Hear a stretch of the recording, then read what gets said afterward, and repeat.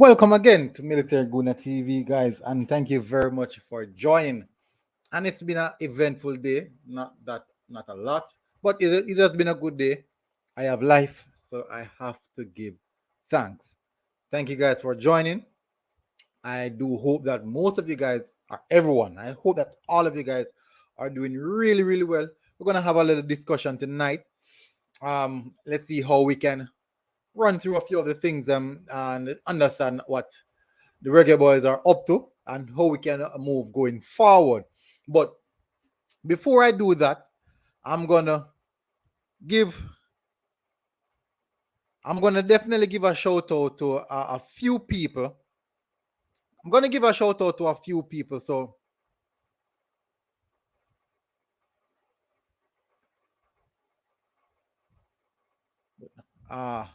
good. What?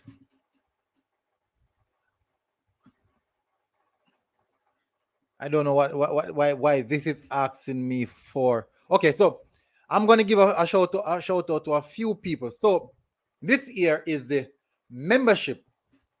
This is the membership, people, and I am building a squad. I am building a squad with the membership. So all the guys who are members of the channel, so far there's only like 5 members, myself and the original the original Zilla. He's at a right back. Devon Hughes and AJ Brown are the center back pairing. Thomas Carter at left back. I don't know which position these guys play, but definitely I think going forward they will address that. But for now, these are the 5 members of the channel and 5 personals who have made the squad. They made the squad, people. They definitely made the squad. So massive respect to the members, to the Reggae Boyz top fan.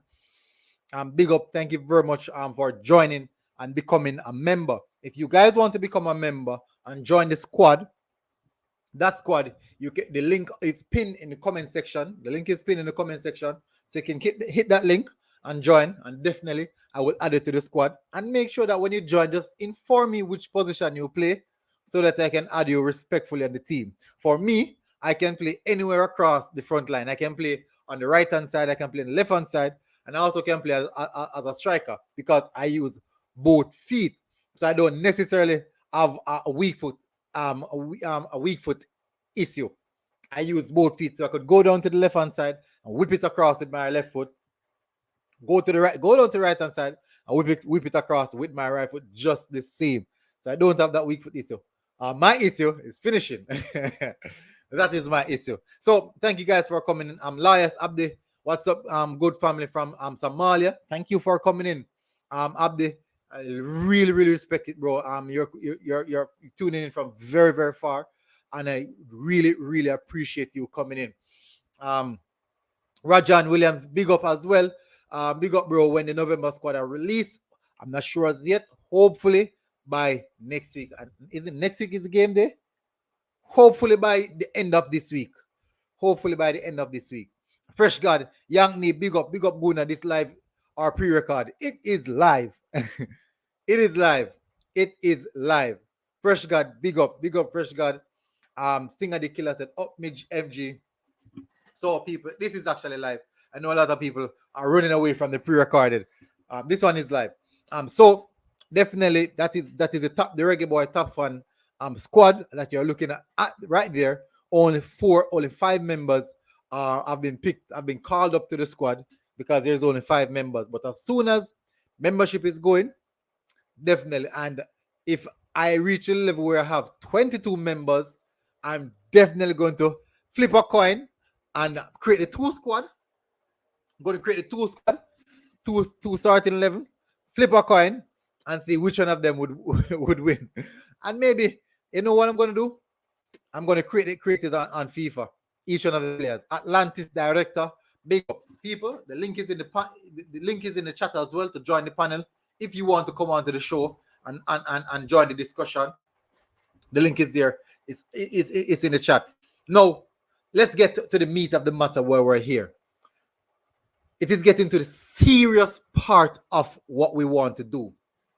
It is getting to the serious part, people. And I mean, the serious aspect of the World Cup qualifiers. And we are the Shooter Gooner. Big up, up. we're getting to the serious aspect of where.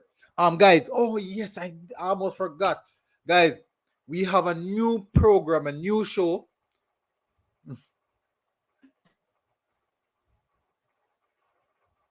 We have a new show coming. Manningsman, Military Gooner, I Am Sure Sports, Military Gooner, Coaches X, and Ryan LFC. It is called the Reggae Boy Counselors. The Reggae Boy Counselor meeting, where the counselors have their discussion and discuss the player. Look out for that show every single Wednesday. Every Wednesday at 8 a.m. Jamaican time. Look out for that show. We dropped the first show this morning. It actually dropped like 12 o'clock in the night. But what happened was that it was supposed to be pre-recorded to drop 8 o'clock. But whilst I was editing the video, I fell asleep. I fell asleep whilst I was editing the video. And I woke up listening to hearing myself. No, I woke up hearing Manningsman and Ryan discussing. Man, yeah. So we're gonna get straight into it. Let me see what's happening here with this. Let me see what's happening with this.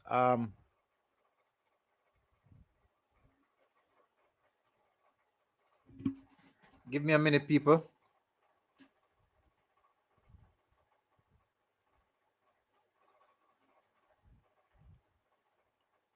Good. All right, so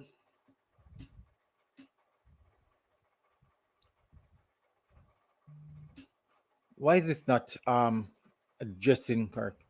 Good. All right, so I won't fight with that. So let me see. A lot of people coming. E-Group Public said, "What's up, bro? No Andre Blake tonight in the Toronto. Damien Lowe was substituted in the first half for his last game while his team was down 3-0. Luckily, the final score was 4-4. Yeah, I was watching the game. I think it was APS VPN I was using to watch that game because you won't see those games straight through because that is in the Egyptian league and that's quite difficult. And I mean really, really difficult to access those games. So no Alva Spoil, no Corberk. We already know the situation with Corberk, and no Andre Blake. And yes, Kemar Tax Lawrence is playing and he's now moving over back to the left back position, which is rightfully so. DJ Cell Black said right back. So if you want to join the squad, the Reggae Boy top fan squad, you have to become a member and see which position they play. Fabian Full, big up. So people, as a jump in the smash the like button, people, just smash the like button. Shooter Goodness said, Aka, okay, that I go mad. Eagle Republic said, bro, you need to call Tapa Whitmore and let him know that he should be taking notes. On November the 5th, El Salvador will play Bolivia in DC in preparation for the Jamaica game. And I'm glad that you informed me about that. Definitely, I will be watching that game and I'll be doing a scouting report. I'll be doing an in-depth scouting report on that game to bring across more information in regards to what this team might come with and how this team might approach those games. So people smash the like button. All right, let's get straight into things. We're going to look at the games coming up. We're going to look at the games coming up, and also we're going to discuss one issue that is pending. Surely one issue that is pending. So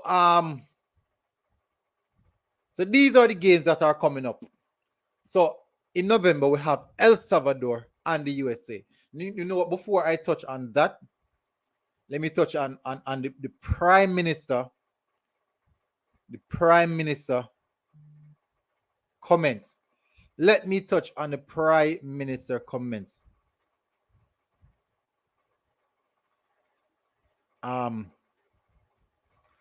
Let me search for it. I think it was the Observer.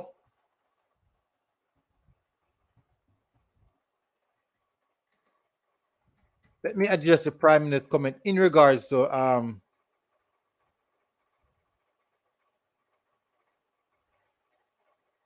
in regards to the Reggae Boyz. Let me see.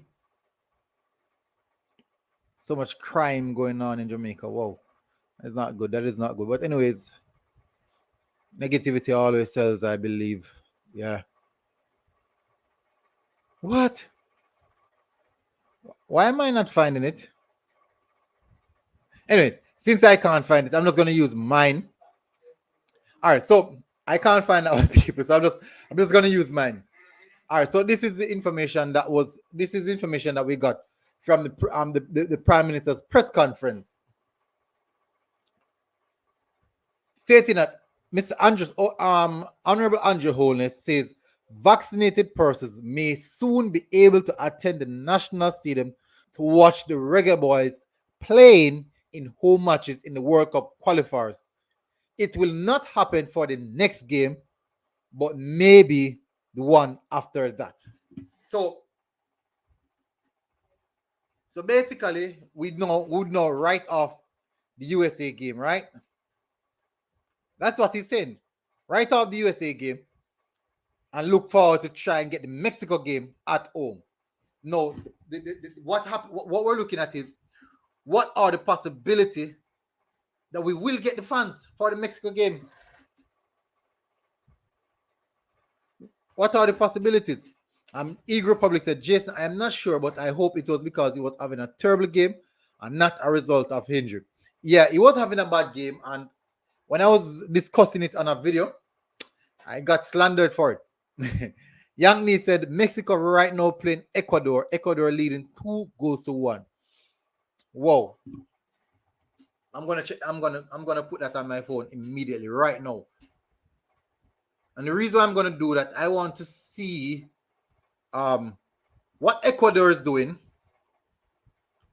to get a better idea of how we can approach even the games just as how Ecuador is approaching those games, that game in particular. So I'm gonna check it out. Let me see.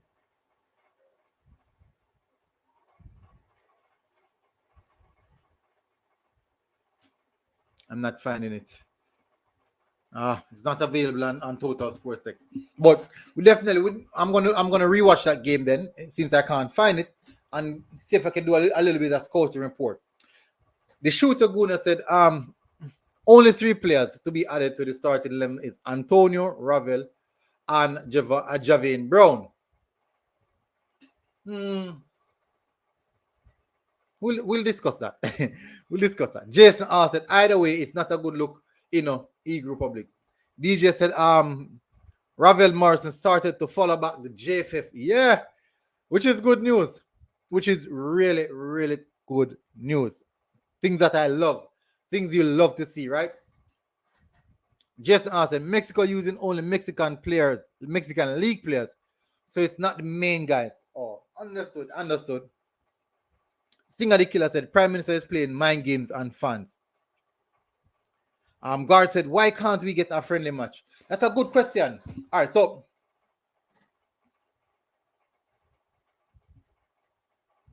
that's a very, very good question. All right, so the issue with friendly game is that someone would have to pay. And in a time like this, I doubt Jamaica, the JFF, would want to host a friendly game because they don't want to pay. Remember, if the home nation hosting the game would have to pay for accommodations and all those aspects of things, and they don't want to pay that. They don't want to pay, so it's quite difficult for the JFF, to get to put in friendlies. The Eagle Republic said, bro, the government makes no sense. How can you greenlight schoolboy football, yet they are banning vaccinated fans in the stadium? Are school more equipped to screen fans and hold them accountable? All right, so Eagle Republic, the schoolboy football will have no fans. There'll be no fans at the schoolboy football. Only persons who are in that circle or in the bubble, the so-called sports bubble, would be able to participate in the schoolboy football. So there'll be no fans. Remember that school is not in session at this moment, so there will be no fans. So that's not an issue that they have to worry about. Young Me said we need Pinnock, Liam Moore, and Liam Moore too. Yes, Pinnock would be. I believe Pinnock should be added to the squad.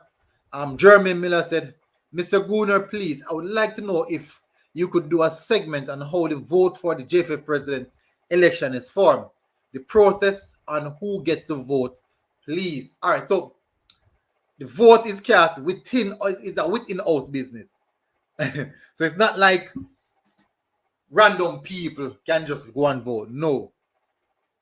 And it's amongst the body of the CASAFA, all the footballing bodies, ISA, all those footballing bodies, all those sports bodies in the Jamaican football. They're the one who cast the vote. And most of the time, the parish council and the parish teams as well, the parish league as well, most of the time, it boils down to who are friends with who.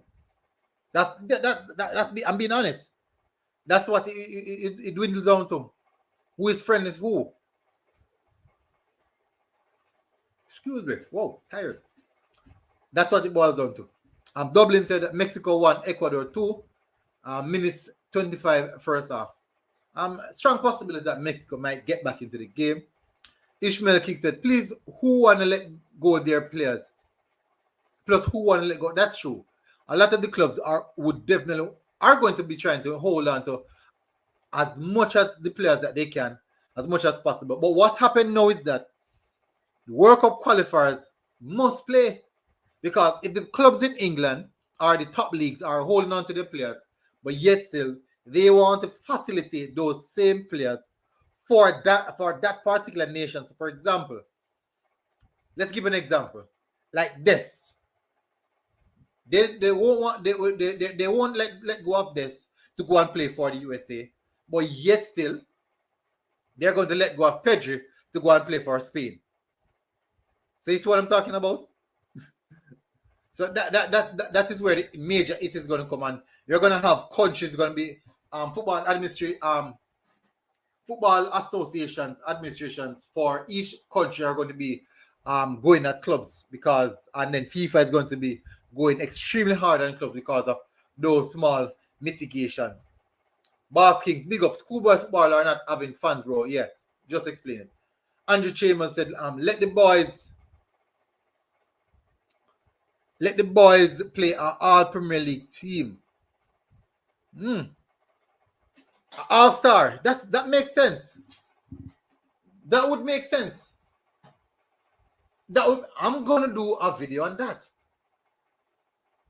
I will definitely do a video because I can clearly remember that when for the first set of games, a few of the local players that were playing in the Premier League were invited to participate in practice with the guys who didn't travel to Mexico, with the UK players then. So maybe that's something that we could consider. That's a very, very good idea, Andrew Chambers. And I'm going to write it down, and I'm going to give you 100% credit when I'm doing the video, Andrew. I'm going to write it down because I'll be doing a video on it tomorrow. And definitely,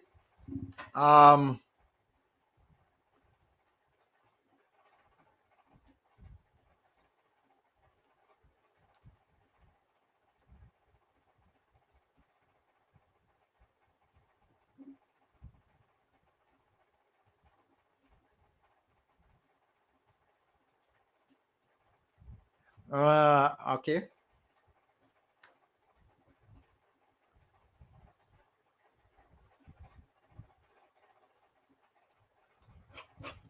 Good. Thank you for that pointer. I definitely gonna do a video on that one, Andrew. Massive respect. Definitely. Great point. JFF trying their best to handicap the national team and make it harder than it already is. Bro God and his gang of incompetent jokers. BS Electronic Unlimited. London is always red. Big up MG. London is red. Chelsea fans are going mad. El Salvador playing that friendly when all Europe will be playing. They can do that because they have no European-based players in their setup. Yeah, but they could also use some of the local players to participate in it. Silly One said, hope JFF call up the right players and the best.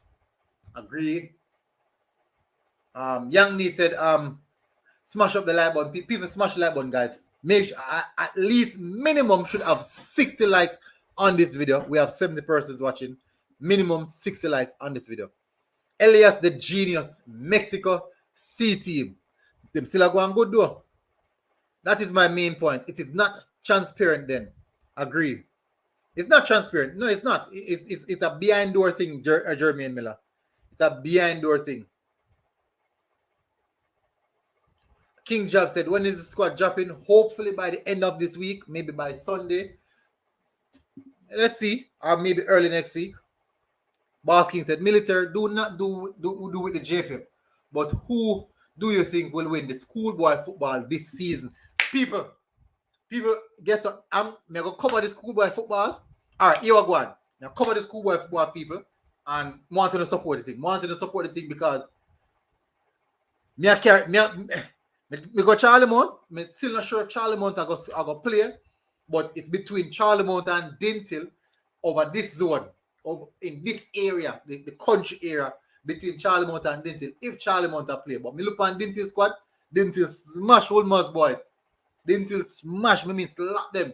If you don't follow my Twitter account, I go show you one bad goal, one wicked goal.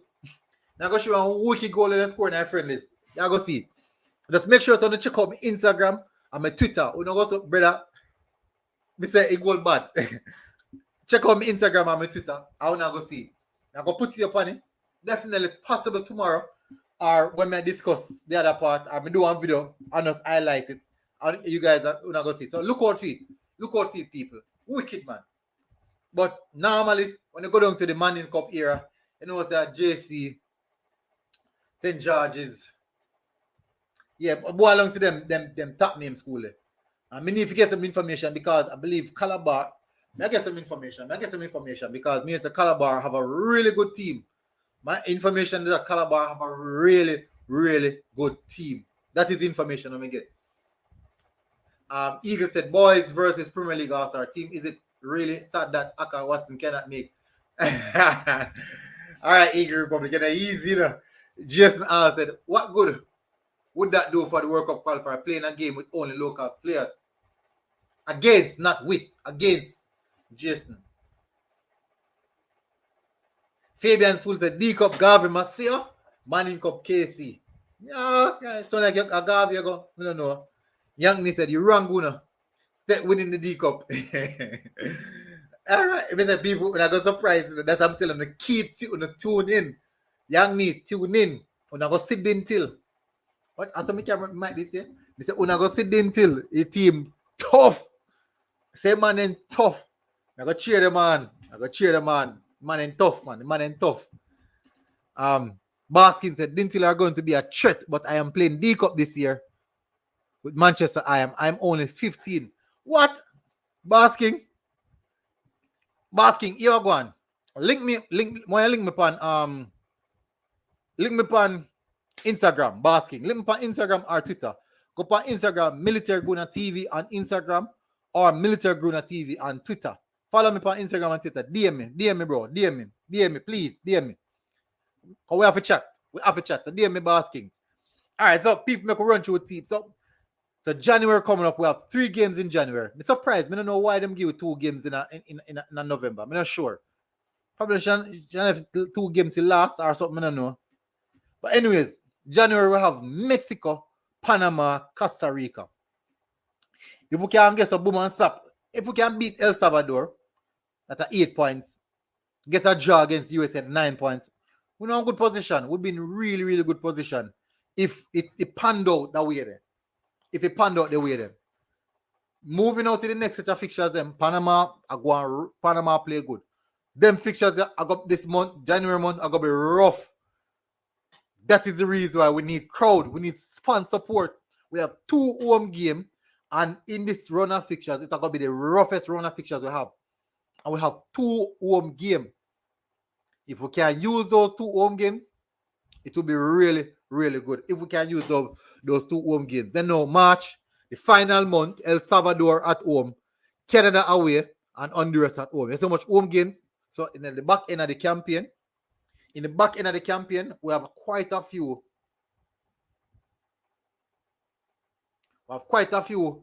Sitting there, good teams.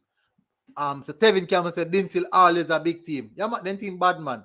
Hey, the year me play D Cup at Charlie Mount and Olaba. Charlie Mount and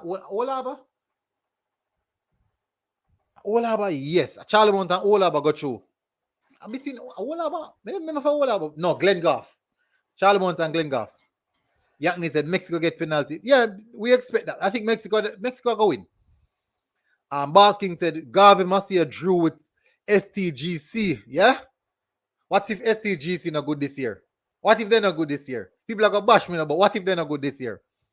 But look, me say me watch a Dintil team, you know. I know anything about it. You see the coach or coach Dintil team right now.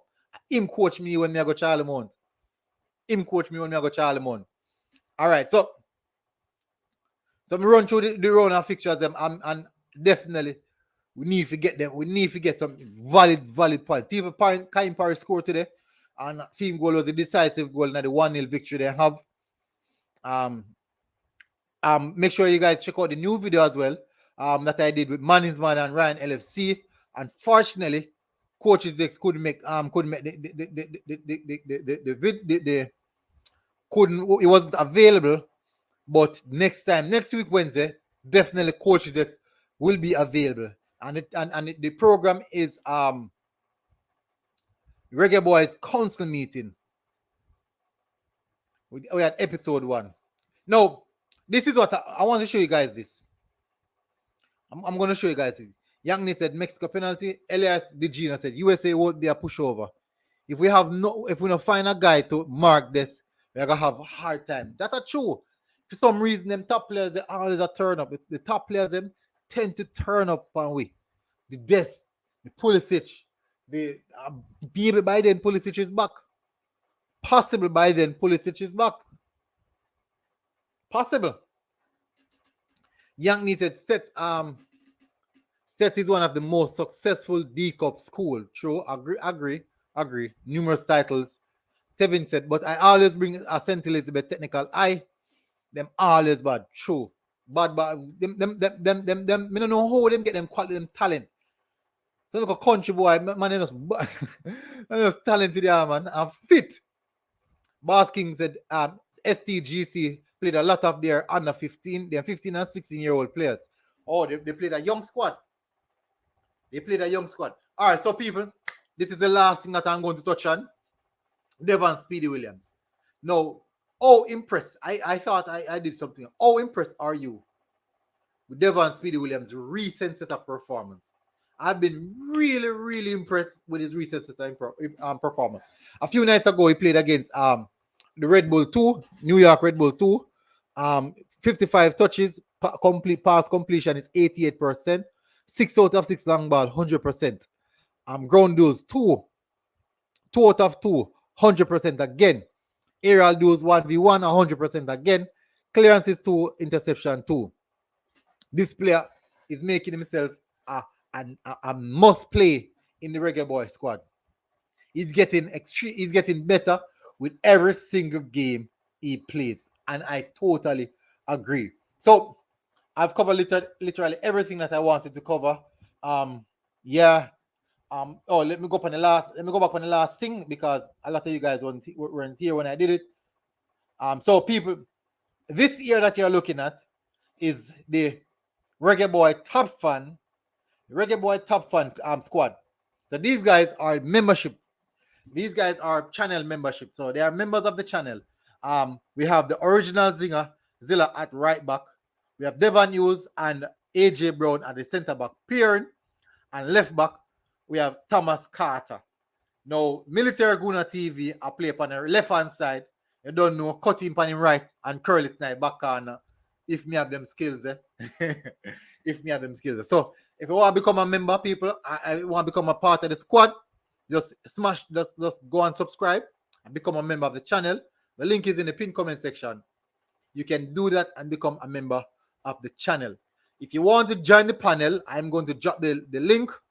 If you want to join the panel, because I'll be off quite soon, but I'm going to run through a few of the questions. Fabian Fool said, Garver Maceo, a big team, 2007 D Cup champions, beat up Dintle, Clarendon College, Glenmuir, Rossies, Manchester that year. A 3-week kick pass, Andre Blake. That really? Yeah. Yeah. All right. No problem. That sounds promising, man. Yankney said Jamaica lucky Alphonso Davis never turn up in Jamaica. Him turn up and then play good enough. I'm not gonna say him never turn up. I say him play good, but some of the things them him try just never come off. Jerome 876 said he's getting better with every game. Agree, totally agree. People smash the like button. I believe that they should. Let me check. Must have 80 likes on the video now.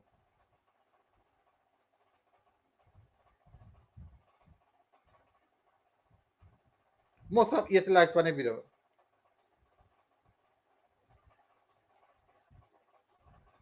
Check me, I check. Must have 80. People at 55 likes. Bring it to 80. Bring it to 80. Quick. In a quick succession.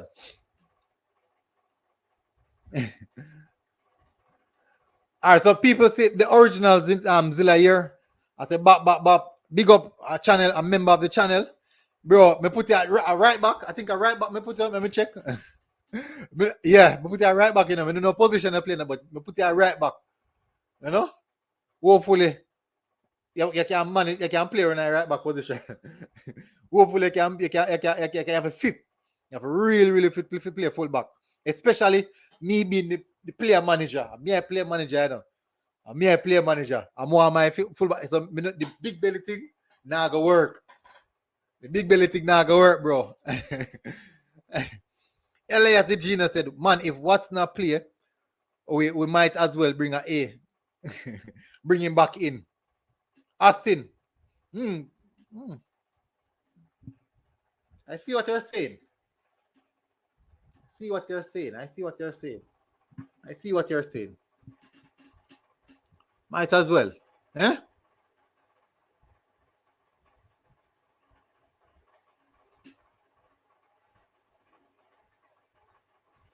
Might as well.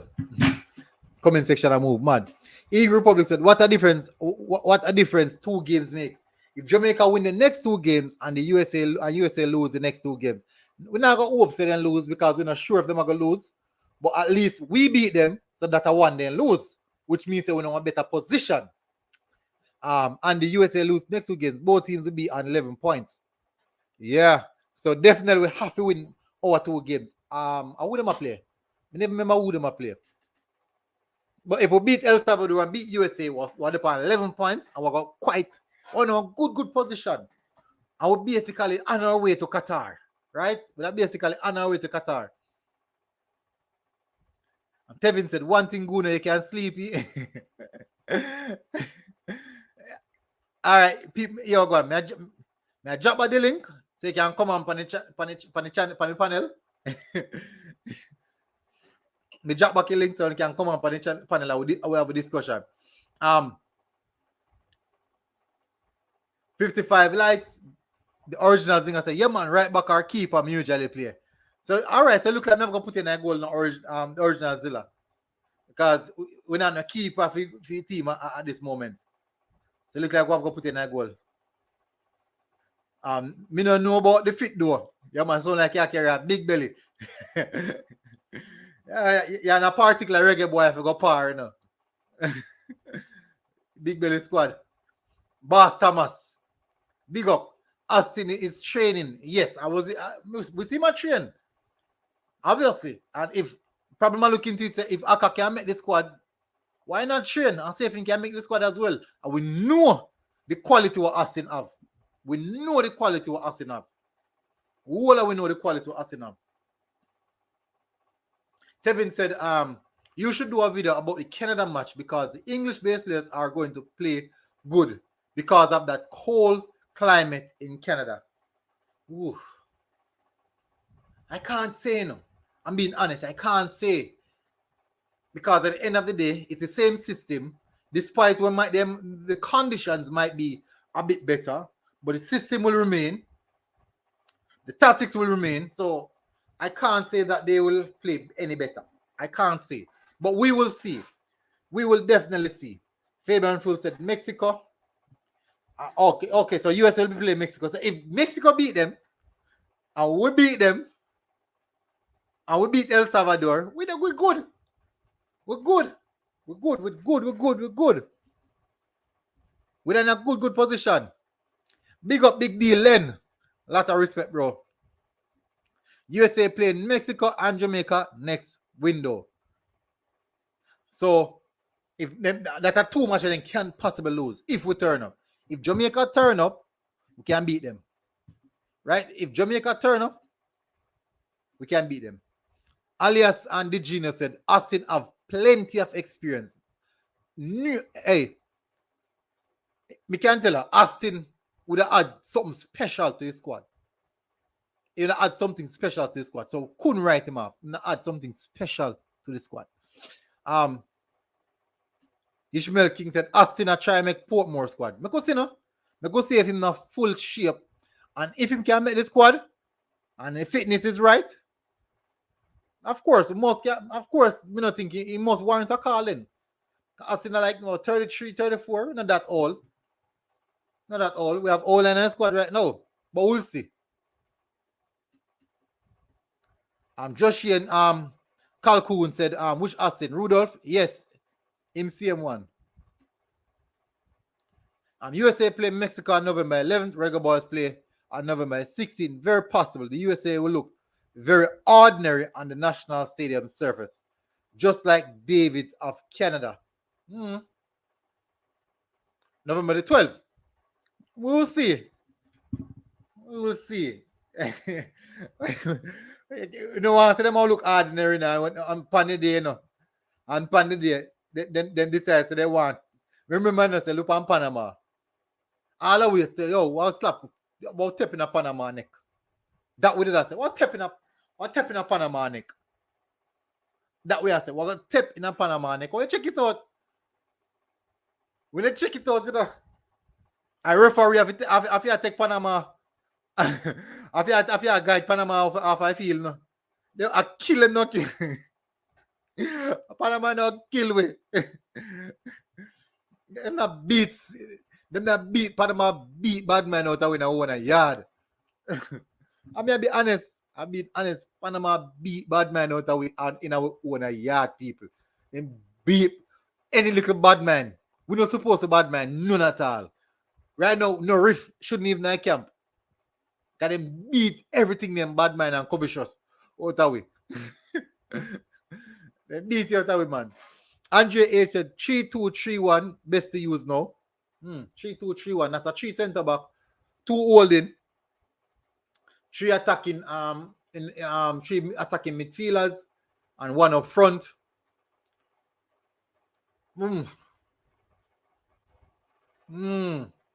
Not bad enough.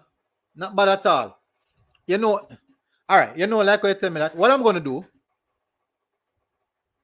like you tell me that, I'm going to give it a test run. I go look in for the 3-2-3 people. I go have a look in for the 3-2-3.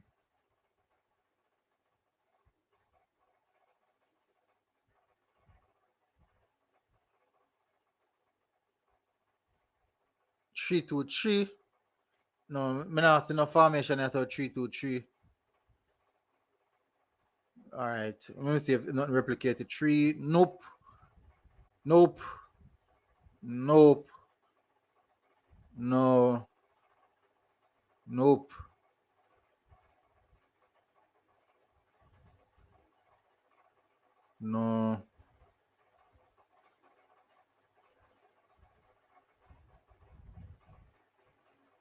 All right, so I'm going to use on different I'm going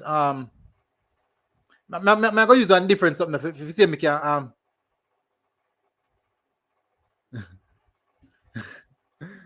yeah, I'm going to use on different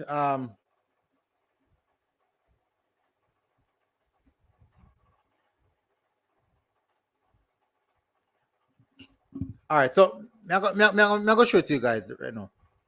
We're going to have a look on the 3-2-3 formation and see how, if it's something we can implement.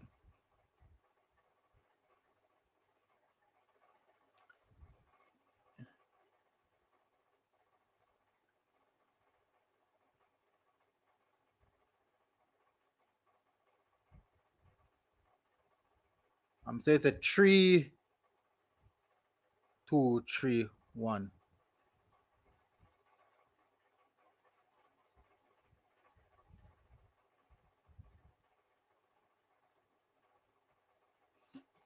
All right, so it wouldn't be 3-2-3-1. It wouldn't be 3-2-3-1. All right, so it wouldn't be 3-2-3-1, people. Let me see. So if we're going to use a 3 at the back, we're going to rely upon a wing back system.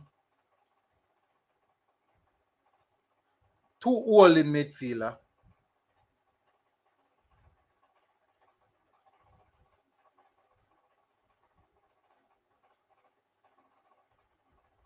So this it will be this 3-2-3-2. That would be the system. 3-2-3-2.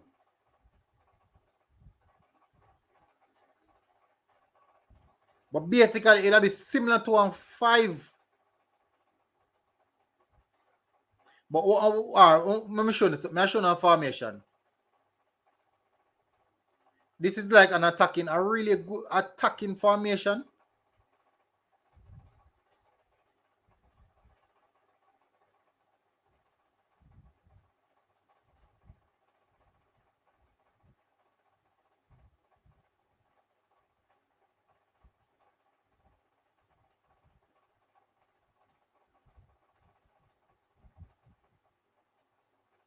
Four one. More attacking.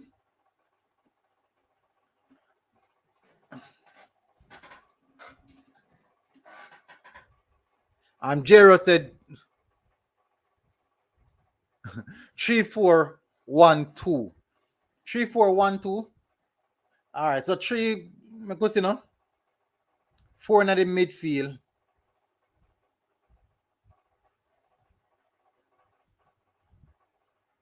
Big up Jeros. Thank you for coming in, bro.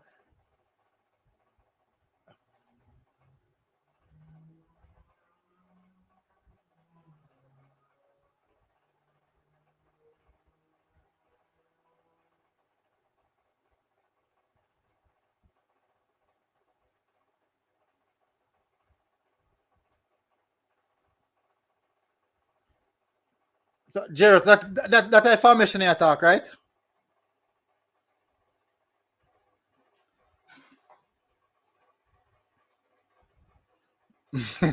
Gavin said Tapa used 3-2-3-1. Shit made trouble, did it? Hey, on a easy no man. On a easy attack. Big up Triple D TV.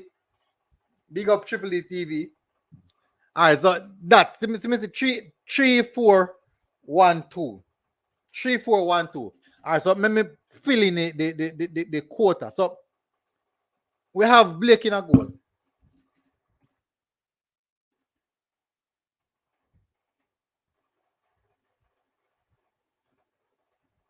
So we use Pinnock over on the left side between Pinnock or Taxi.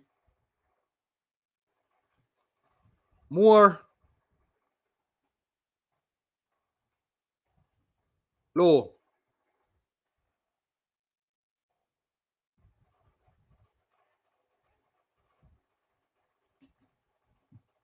If not Pinnock, so people who are the 3 defenders? If not Pinnock, who wanna use Mariapa, low, more Pinnock. The variation it varies, you know. So you can say, all right. So if we have 3 defenders, right? So we use Pinnock, low, more. Or Mariapa, low, more. Pinnock, more, Mariapa. So it can vary.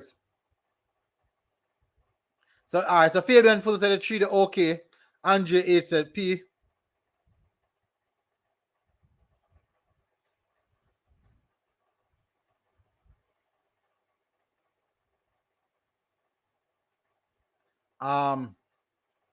Craddy said Lawrence, Pinnock, and Lower.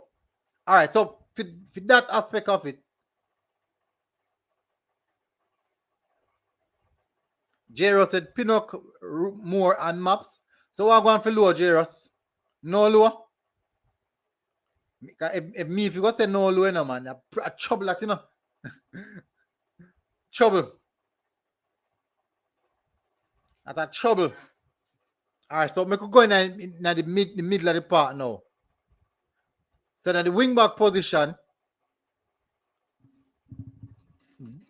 I personally believe that Fisher deserve the right wing back position over Alvas Powell based off a last performance.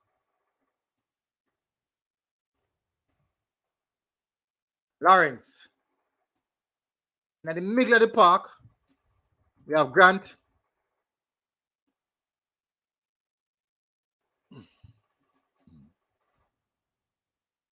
And Speedy. And the reason I'm using Grant and Speedy, because Grant himself says him work really, really good with Speedy. Now, the attacking tree now is the problem. Because what we get to find out is that we can use an attacking tree like this. And basically, the formation will be a 4-4-3. A 3-4-3, I should say. Use Roof out here, so, in which we play in club. Boza.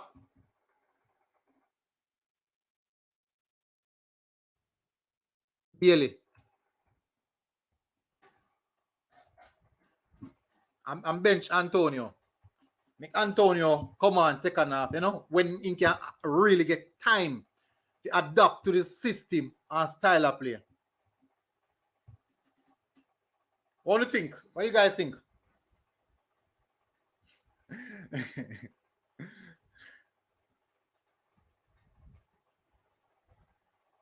Fabian was a great start. Yak needed attacking Roof, Grape, Bailey. Me not lie. It's hard for me to look past Boza. Based off my facts, Boza score. You have to reward him for your work for that. Well said, Triple D TV. All these formations putting out there, and we all know that Tapper will be using is famous 4-4-2. The famous 4-4-2.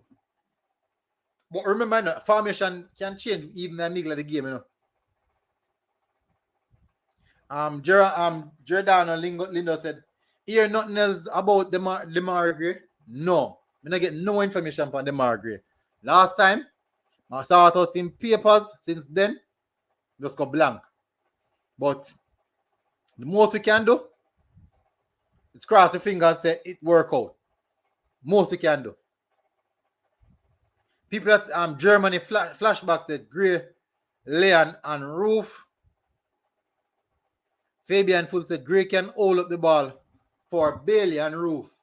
All right, so me know say no. You see, Roof recent performances make him he must play. Me not gonna say him have to play half in the squad no, but he must play. As in he have to get a game. And then come on or he start. The man up on fire. The man a play ball. No, the problem is this. The problem is this. What go on?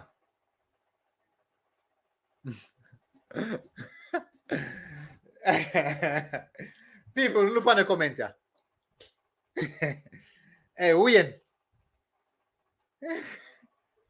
Hey, Wayne.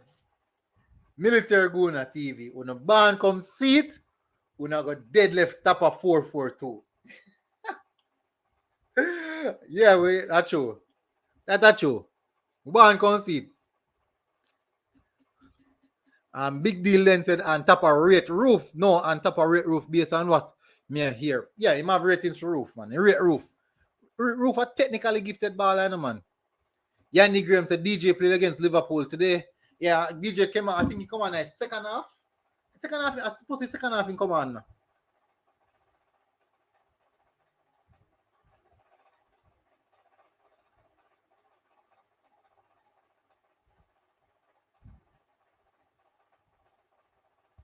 I believe in the second half in come on.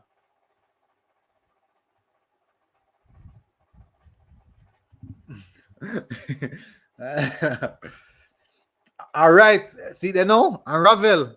So we're gonna bench Ravel people. Big up, thank you, Jeremy and Blake for bring that in. Oh, we're bench Ravel. That's it. The task is easy, you know, people. The task is not easy, you know, man. The task is not easy. Tapper Whitmore. Jeremy and Blake said, I hear man Tapper fix things. I don't know if they fix it, you know. I don't know if they fix it. But it seems probably upon a good foot. Fabian Full said Ravel for speedy. And Germany flashback said didn't play like him born in Jamaica. Unknown Uno said Tapper out. Why we don't know, look like that happening. So all I reports them when I come out at JFF look like say they turn back on it. Tevin said Ravel too indisciplined. Why you say him indisciplined? What proof is there to say that Ravel indisciplined? There's none. We out here, we don't have no proof out here. We don't have no proof out here. So people who have quadring join the stream. Big up, bro. What on? No, man. Me see a man talk about say Ravel and Tapper fix up things. So I have to up and quick and fast. What I say, man? Hey, that's not some. Would that be one of the best news we hear all week? You know, if that is true, you know. What that? If Ravel and Tapper fix up things. Me not go say them fix up things, but it's more amenable. It seems as if them agree on terms now and he might come back in a squad, which is exciting news. And also, Tevin, I got tackle the yesterday, so I they actually go to Moe and go look into Ravel because, in all honesty, prior to the Reggae Boyz call up, me never know a word about Ravel Morrison.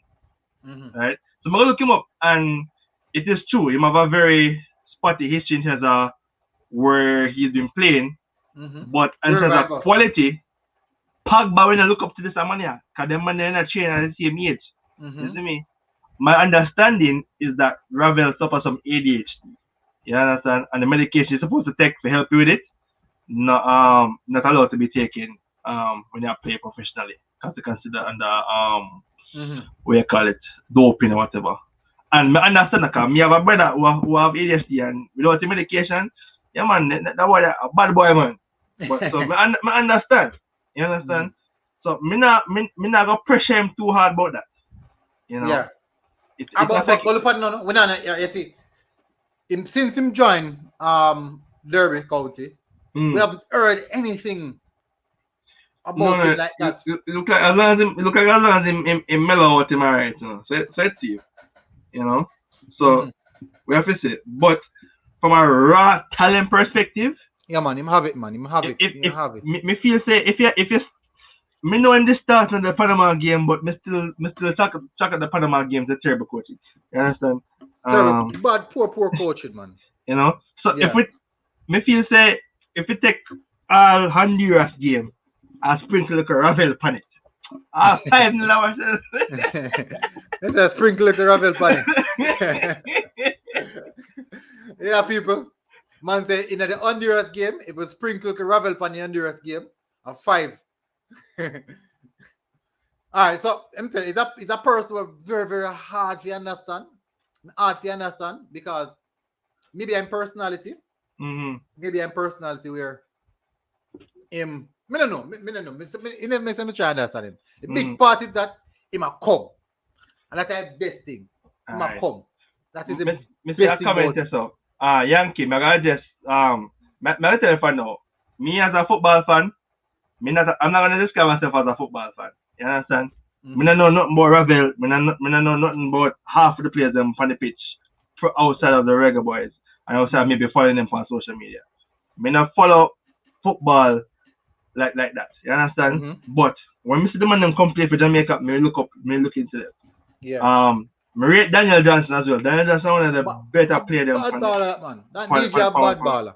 You understand? So it's hard for me to say when I play Daniel Johnson over Ravel because in my mind, as ballers, them serve two different purposes.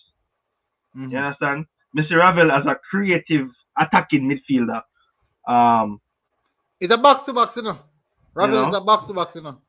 That too. But Mr. more DJ as somebody who will give you that accurate long ball when you need it. And I know the DJ is actually the attacking midfielder. Really, actually? Yeah, man, I'm a DJ attacking midfielder. Ravel a box to box. For how me see DJ play, for how me see for Ravel play, your DJ have like it doesn't stop roll though, based off of how you see them play. Yeah. Alright, let me tell you what go on now. DJ for him club, him play attacking midfield. Him play right behind two strikers. Them I think they play a 4-2-1-2. I can't remember 4-3-1-2. So 4-3-1-2 them play with DJ in behind the two strikers them. That them play. Now Ravel play in a 1-4-3-3. He play to the left side for Derby County in the 4-3-3. Sometimes they play 4-4-2. Sometimes they play 4-2-3-1. But he play on the left side because I don't know if you know him jog towards the left. But he get freedom. That is something that he get freedom to free roam. And get that opportunity. So you know, him can go here, him can go there and create. You have the creative spark there, so he can get the free roll there. But definitely he can play the box-to-box role, and he also can play the number 10 role, the attacking midfielder, because he have the eye for a pass, he have the niggly eye pass and call it. Same as Daniel Johnson. With Daniel Johnson now, you'll get more defensive work rate from Daniel Johnson because Daniel Johnson is a central midfielder / CDM, but he more potently play at the attacking midfield position. Yeah. So me agree, Yankee. That's what Messi from where I play. So when you check it out, yes, so the players that we have, them have a variety of potential. Them have a variety of potential and so much talent just lock up and just ready to explode. But we can tell you now, this qualifiers that we have right now is one of our best opportunity. Is one of our best opportunity to go through. I believe say you come like say me start have doubt if we don't make it this time around, we no can make it again. This time we have to do it this time. We have to do it. All if I go play interregional to back foot. If even that, come forth and go play that. Go play some country from probably some place. Go play New Zealand or something. Yeah, one of them places. But you have to happen. Young needs a DJ better on long ball than. Yeah, that's what I was agreeing with him with because from what me you say, that me say. That me you say. Devon Smith said, "Who passed the ball to Grill the game in Honduras?" I mean, understand that. Who named Grill? I mean, for the two goals, the second goal was Andre Gray send it over to Fisher, and Fisher do a look at cha slide to your right and send a goal. Now the first goal, Nicholson look up and get a ratty kick, and Roof just say, "Yeah man, just make sure say go in." All right, so we have Richard on the panel. Welcome, Richard. Richard, welcome. Good evening, military gunner. Good evening. How are you doing, sir? I'm well. I'm doing good. We have life, so we have to give thanks. Just the opportunity to be here and discuss football. Yeah. Well, so, what's your take on the situation? Well, watcher, I've slept and woke. London, England, cooling. Look here, sir. I saw you engaging in some tiddlywinks. What is that? That is a little child's game when you move look small dice. Yeah. Small little coins that children play and then flick it over each other. It's an interesting situation. Look here, sir. Yeah. Let's get to the heart of the matter. You've just said something that caused me to touch base with you. You believe that this opportunity that Jamaica currently has is the best opportunity, and if we miss out on World Cup qualification, we're not going to get a better opportunity? Do you really believe that? All right, so it feels as if that if we miss, or for me, let me tell you the reason why I would say something like that now. Go ahead. The squad that we have right now, that's the first factor. One of our best squad. One of our best squad ever recorded. I agree.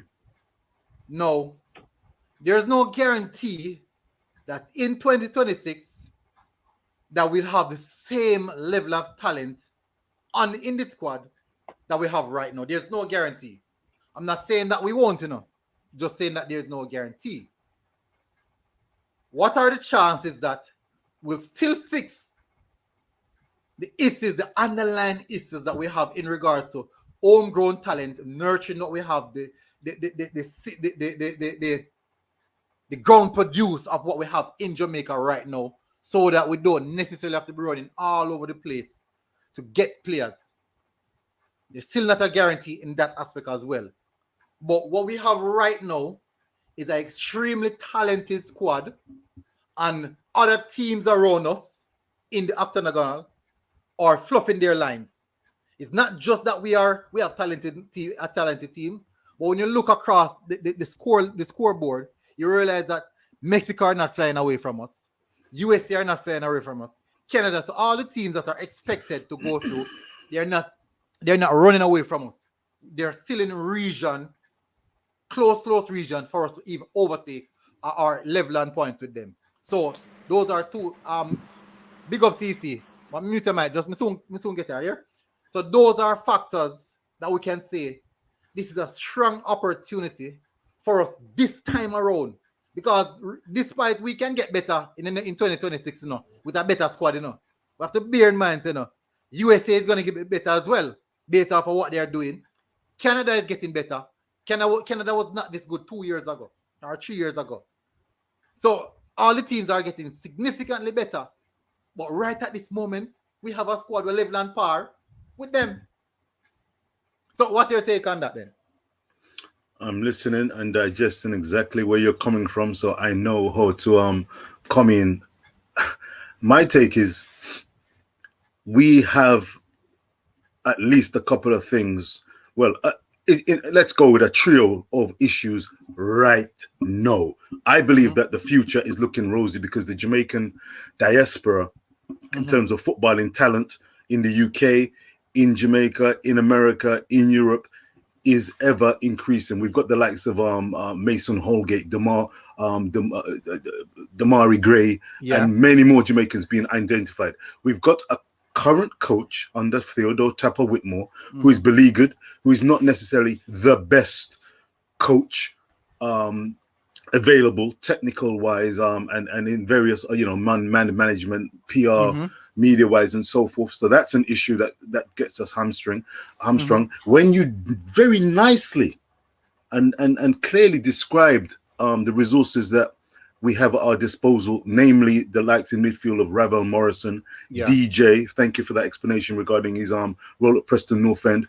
That gave me a slightly muddled perspective, in that we need 11 men good and true out on the pitch with consistency, with familiarity, and with the ability to play not only together but to also form a strong defensive and then baseline and basis for offensive maneuvers and duties against live opposition. In the November window, we've got El Salvador and America. Now, DJ, attacking midfielder, and then you said stroke central defensive midfielder. Well, we need roles crystally and clearly labeled for the Jamaican players to perform. DJ, is he a defensive midfielder? I don't think so. I think you were strongly suggesting he's an attacking midfielder. He's an attacking midfielder who's got a good engine. Very, very good engine. And good defensive work rate. All right.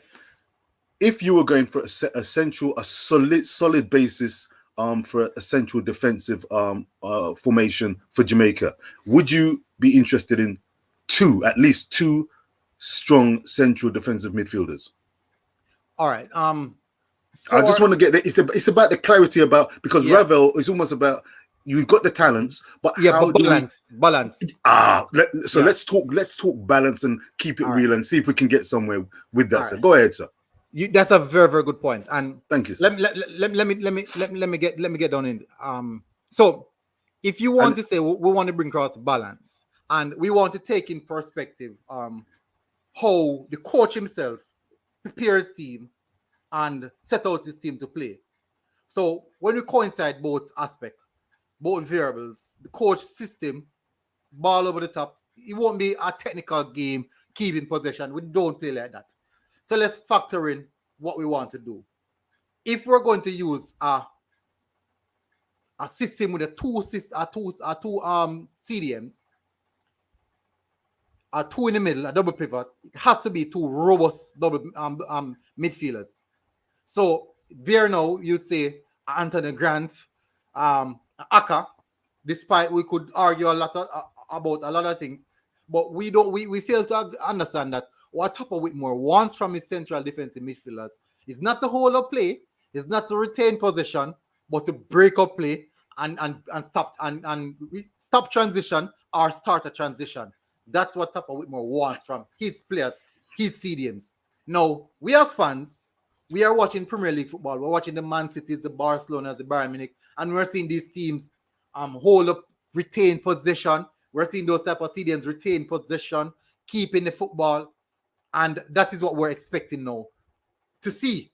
And the reality is that we don't play that way. We generally don't play that way. So if we should put in players that can retain possession, maybe a Jordan Cousins or a Kevin Stewart, these guys are possessional-based central midfielders. Anthony Grant is also a possessional-based central CDM. But what happened to Anthony Grant is that he can change into a robust CDM due to the nature of the League One that he's playing in. But also he has a technical ability, because most people don't understand that he makes quite a number of accurate passes per game. His passing accuracy don't go below 80%, which is saying that he knows how to find the pass, and it's not always the simplest pass.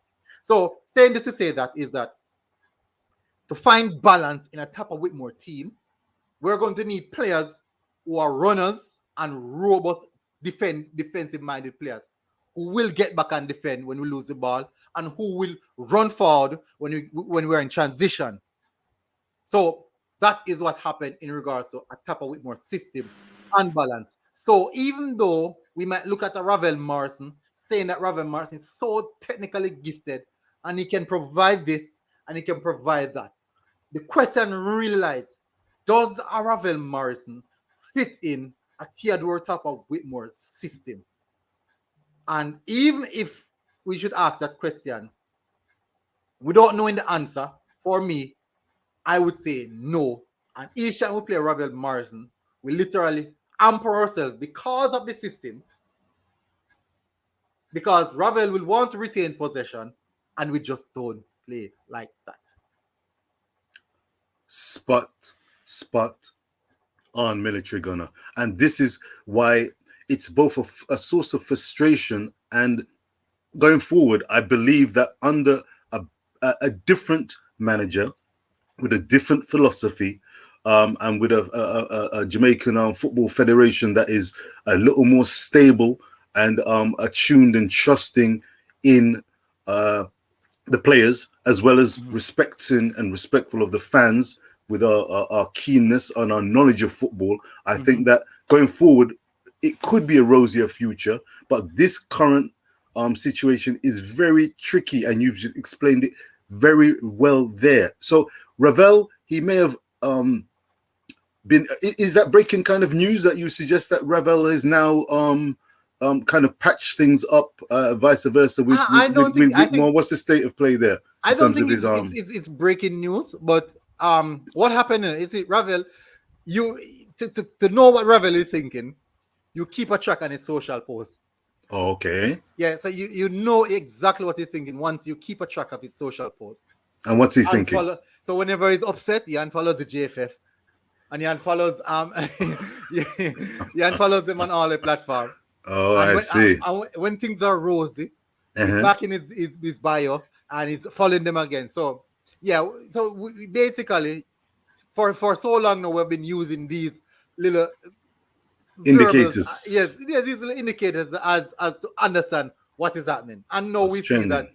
he's back into the JFF is also back into his bio and both on Instagram and Twitter, and he's also following JFF. So obviously we will see a Ravel Morrison, which is a positive, 100% positive, because even though all that I said a while ago, Ravel Morrison not fitting in a type of system, we do understand what a Ravel Morrison really provides to the team. All right, so we have CC coming on to the challenge. CC, what's up, bro? How are you doing? Yeah, I'm here. I just trying to sort out the device. I had to switch devices because I wasn't really hearing.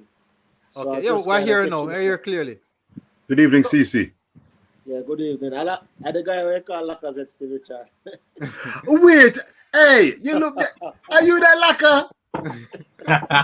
Are you that? Hey, bless up. You look different in the background. Full respect, sir. Laka, Yes, sir. Yeah. Come in, sir.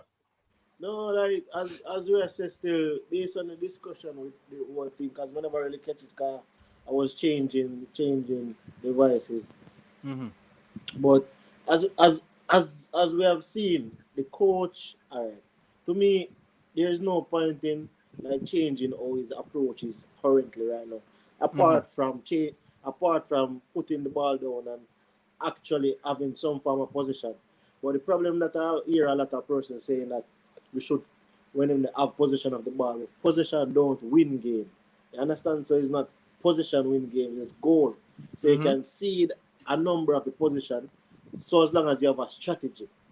So if you're saying, all right, I'm going to seed possession, once I get possession, I hit them on the counter. And I think we have players who are fast that can do that. So when I hear a lot of persons saying possession, ball handlers, people who can something there. When we get the ball, these people can produce and distribute. So it's not necessarily that we need 60 or 70%. Right now, to me, I'm comfortable with 40% of the ball. But it is what we do with our 40%. Because you can have 40%, and you're deadly on the counter. Yeah, that's so true. Like once you get the ball, you're countering. All right, you know, that's a very good point. But all right, so we will find the one-off cases where teams, there's particular teams who are not very good keeping possession of the ball, and they still go on and win titles. For example, like a Jose Mourinho team, not very good in holding possession, but you can clearly identify that when Jose Mourinho play against certain team, they definitely keep possession. With us, no team at all we play against, even when the team is so poor, we still can't keep possession. No, the situation is this now. The reason why, for example, someone like me beat on possession is this. I see a lot of teams trying to fix their defense, saying that the defenders are not good, saying that the team is not defending good enough. But I listened to Pep Guardiola. He said something and it struck me. I know we shouldn't listen to those football gurus, but really and truly, that is the reason why these guys are the pinnacle of coaches. He said that. MG, put a pin in it there, because I'm waiting. I'm all ears. I'm fascinated with this discussion. Full respect. Yeah. Why did you just make that particular statement? Because you're a man for all seasons, so I know that you have. I'm a gunner myself. Yeah. But you've got an affinity and understanding of the European game, and you've also got the flavor of the Jamaican CONCACAF region. Is that correct? Yeah, 100%. Why did you make that particular comment regarding Guardiola and being a guru, yet we should not, unless it was tongue-in-cheek, we shouldn't pay attention to what a Pep Guardiola says? I'm intrigued by this discussion. All right, so and how it applies to Jamaican So, for example, in the CONCACAF region, you don't see a lot of the teams playing like a Man City in the CONCACAF region of how a Guardiola would want his team to play. You see a Mexico is the closest team in the CONCACAF region, maybe a Panama, but maybe Mexico is the closest team would retain possession of the football. And then you'd have a Panama. Maybe US is getting there right now. Canada is getting there right now.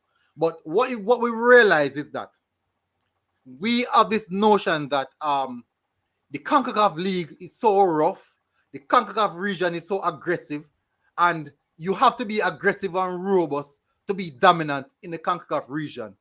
But when we really look into things, Go ahead. the most dominant team in the CONCACAF region is a team that plays possession-based football in Mexico.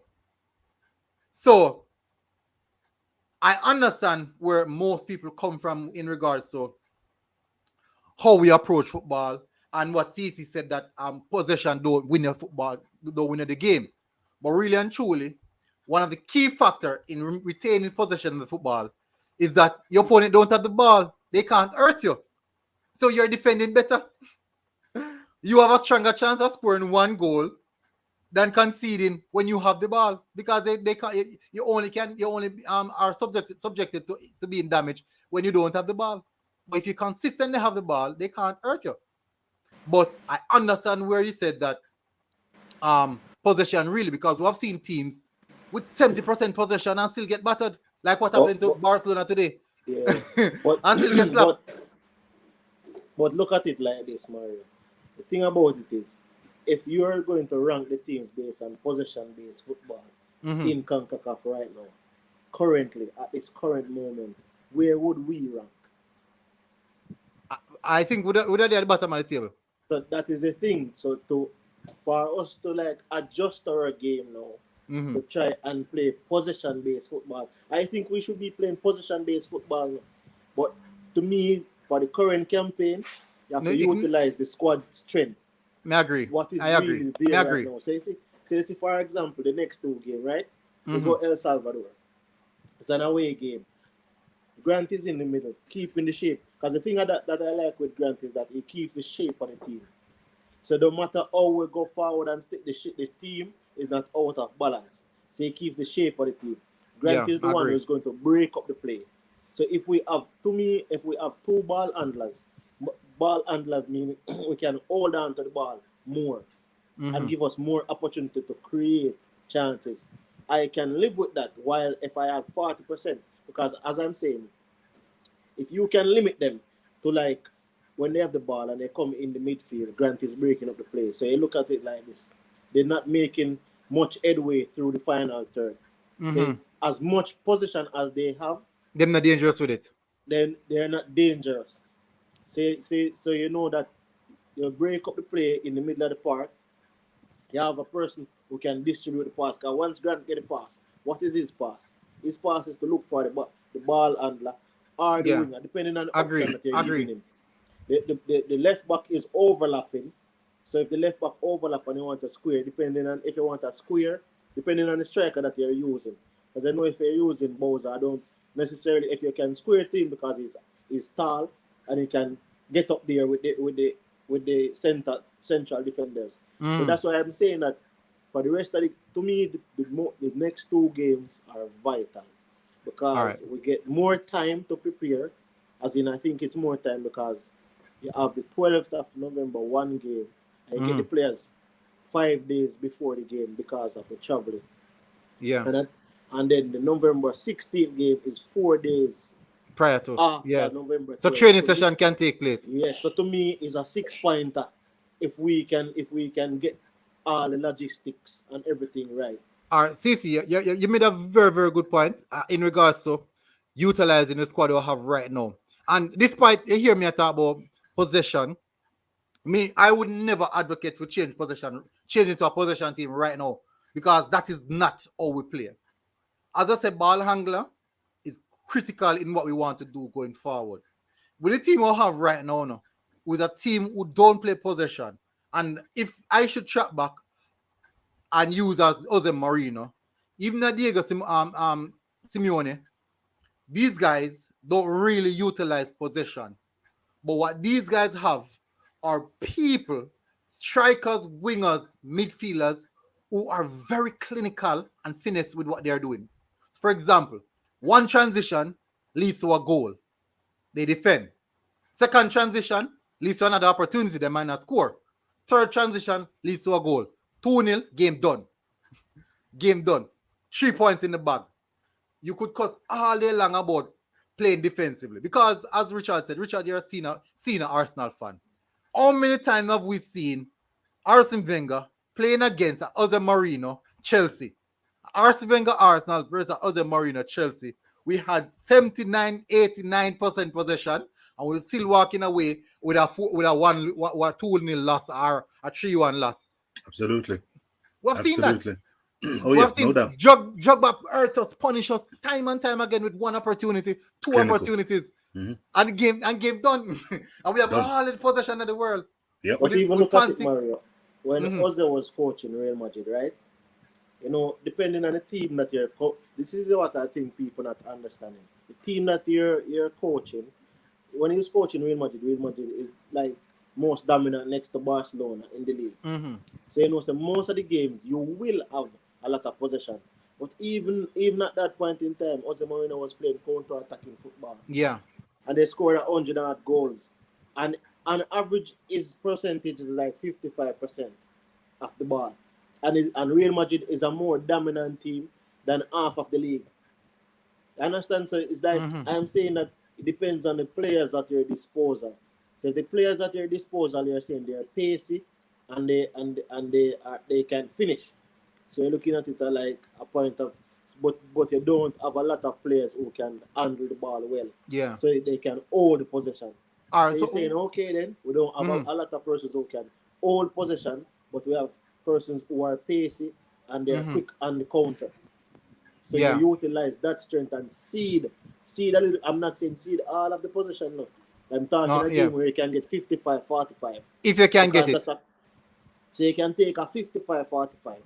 Because a lot of time persons don't look at it like, if you give the man 55% of the ball, is it that they're going to hurt you, but you're managing the game? It's how you manage the game. So it's giving them 55%. I'm not saying that you're giving away the ball, but it's a strategy. So once they reach in the middle of the park, you break it up. So if they get 3 or 4 chances, it's a football game. So chances for them to get chances is a probability that they can create chances. But you're breaking things up in the middle of the park so you can hit them on the transition. Yeah. So Richard, I want to ask you a question, Richard. No, CC brought across some very, very good points. I love the points that he brought across. So basically, how we play transitional football, right? We all know we play transitional football. Broken play transitional football, second ball. We not most of the time we don't win the first ball, but we have to be keen on to the second ball. That's been an issue. I understand. Winning losing, Blake goes long many a time. We know may lose the first ball, and then but the second ball is still also slope on the second ball. Right. Exactly.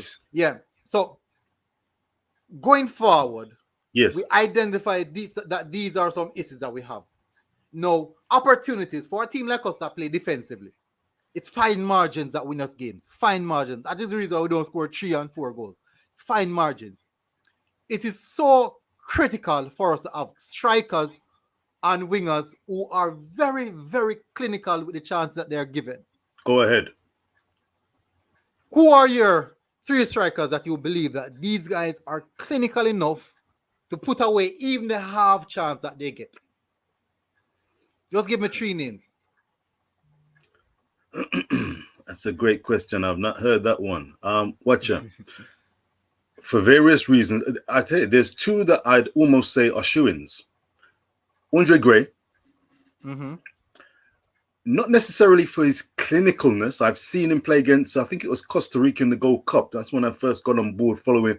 And I think he had some clear chances. He hit the post with, and I thought, but his work rate, his intelligence, his effort, his technical, hold up play of the highest order. We saw when he created the goal for Fisher against Honduras. And Kemar Roof.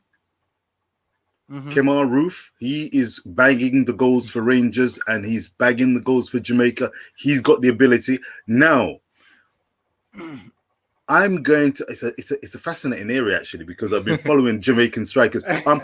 Boza and Mikel Antonio. Now it might sound controversial, and what CC said and what you alluded to, military, in terms of time to work together. I think Boza, because he's got the bags, he's got the goals in the bag. He's scored for Jamaica. He seems to be in good form for Charleroi, and his mentality and his desire, certainly in interviews that I've heard, he wants to get better. He wants to work hard. He knows that he can only make that jump by working hard. I love that working and mental philosophy. I think Boza, Andre Gray, and Ruth would be the three that come straight to mind. Now, of course, Mikel Antonio knows where the goal is. He's in the purplest of form. But my issue, I mean, I think if he's available, he should be a part of the squad, no doubt. It's a difficult one, right? Say again? It's a difficult question, right? It's a difficult question. I mean, Antonio's ability, he's a marauding, attacking player. It's only this season that he's really launched his striking credentials. I mean, David Moyes, when he's interviewed, he talks about Antonio almost like a big cuddly toy, a big boy that he's learning the game. He should be enjoying himself.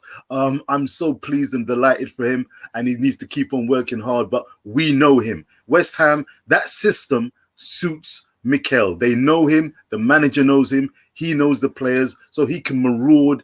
He can do the roving runs, and then he can be in the box for the touch and for the strike, for the knockdown. So I'm concerned that as yet he's not fulfilled that role like a hand in glove style for Jamaica. And also, as you rightly said, military, it's a team effort. CC, you concur, it's a team effort. So how the team, the wingers and the attacking fullbacks, how they respond and play with Antonio is going to be difficult. We've only seen Antonio against Panama. There was no central defensive midfielder. I saw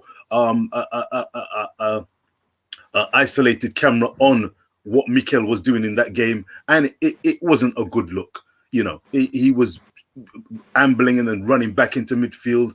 He got the touch. It was a bumpy surface, so it was very difficult. And I can't say on that performance that yes, I want Mikel Antonio leading the line for Jamaica. Boza, you know, almost like bread and butter what you're going to get. What we want is a greater conversion rate. That's the big thing. But For, I think, you know. But I think. Mikel have the highest conversion rate out of all of them. But I can tell you this. I think Boza is all right. This is going to sound controversial. Go ahead, sir. It's a ticklish area. But go ahead. For the Reggae Boyz, I think Boza is the most lethal. But I don't want to try to get into a person's mental space. But I think is he trying to think? Is he thinking about it too much or Overthinking? But like I'm saying, overthinking. But I think based on the chances that I'm seeing, and the thing about it is now, I like is when he's not on the ball and the runs that he makes. So you can see that he makes intelligent. Every time it's like the ball finds it. He knows where to be when the ball is there. That's why a lot of persons say he misses a lot of chances. But people are not looking at it like this, where he's in the position to get a lot of chances. I like that. How many of the strikers, when they're starting, are in the position to get goal scoring opportunity, to get a chance where he can score a goal? True. So it's like the runs that he makes. If he just finishes half of the time, he would score more. But I think I would start him because I'm telling you, like, starting him is 70%. He might score a goal. So no, I agree. Who's your three strikers? My three striker would be Nicholson, Roof, and Antonio. But Antonio is fragile. So that's the problem I have. The thing about it is that if it was me, I probably would start Antonio in El Salvador, but I wouldn't start him in Jamaica because of the surface of the pitch. And it's the fragileness, but I think Nicholson can be the most clinical of the strikers, because what people are not understanding is you're playing for Jamaica and not necessarily a club, and you're playing in CONCACAF environment. So whilst the other player might be the more clinical or renowned striker in a better league or a bigger league, when it comes to the country, it might not translate. So as good, I am saying that I would think he can convert as well now. But I think Nicholson should be the number one striker. It's just that he misses an opportunity, but people are not looking at the point. He's in the position to get the opportunity. Yeah, so my thing with that, scored against Costa Rica. Hold on a quadri, make him finish, man. Make him finish because he scored against Costa Rica. the goal that he scored against Mexico, it is in the position to score the goal. Every time, you see, if we had persons creating more chances, Nicholson would score 2 or 3. He would score 2 or 3 goals in Costa Rica game. He would score 2 or 3 in Mexico game because the areas that he's popping up in are danger areas. All right, Quadrin. No, after you finish Quadrin, I go to Crux Skyward. Thank you for coming for the show, Crux. Big up. Quadrin, who are your 3 strikers, and give me reasons why. All right. Before me say exactly what my 3 strikers, me have some agreements with CC there. So when it comes to the running, what me see from the pitch from Nicholson is that I just say I have some intelligent runs in the sense that most of the time, Mr. Nicholson in spots where he should be, and the balls where I might get are almost just right. Enough time Nicholson in the right position and them set and then try passing the ball or kicking the ball or whatever, but the ball either overshoot or it never as accurate or him get the ball but him needed help because him about 2 or 3 other man on him. You understand? So I get that in a sense, and I do believe Nicholson is a good striker to start. I don't know about picking him throughout the entire 90 minutes though, because I feel as if throughout the game, though I contradict myself because in the Mexico game he scored late, but throughout the game, like up until maybe 60, 70 minutes, that's when I feel Nicholson is most does the most work. After 70 minutes, I feel like you should sub him on for another fresh leg of striker who can offer another set of chances, another set of creativity. Now, as for my top 3 strikers, as I said, I don't mind Nicholson starting. And I feel it is fair to him because he has been a workhorse for the team.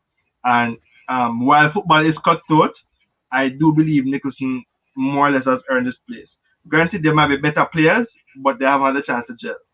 Now, the other 2 players I will have as my strikers now. That's a very tricky question for me because everybody thought of Mikel Antonio. Now, I've seen Antonio's stats. Granted, the man stats is very up there. Don't get me wrong. But one big thing is how the team plays together. Antonio's stats are with the stats he's with West Ham, right? I know the Panama game is not much to go on, and I know it's a very bad comparison. But at the same time, I feel like before Antonio gets like a starting position on the team, he needs to get additional time training with the team and maybe subbing on. I wouldn't start Antonio. I would sub him on instead of Nicholson, for example, right? And then on top of that, now as a striker, my third would maybe be Roof. You know, it's a tough call because some of the people who are playing striker, they can still play as attacking midfield and still, do them thing, Yeah, so, like Roof, right? Exactly, right? Because in the last game, Roof worked. In my run up and down, the man was working. You understand? So that's a tough call for me. For my third. All right. Crux, your 3 strikers, and blessings. Good night to you, bro. Your 3 strikers, and why those 3 strikers?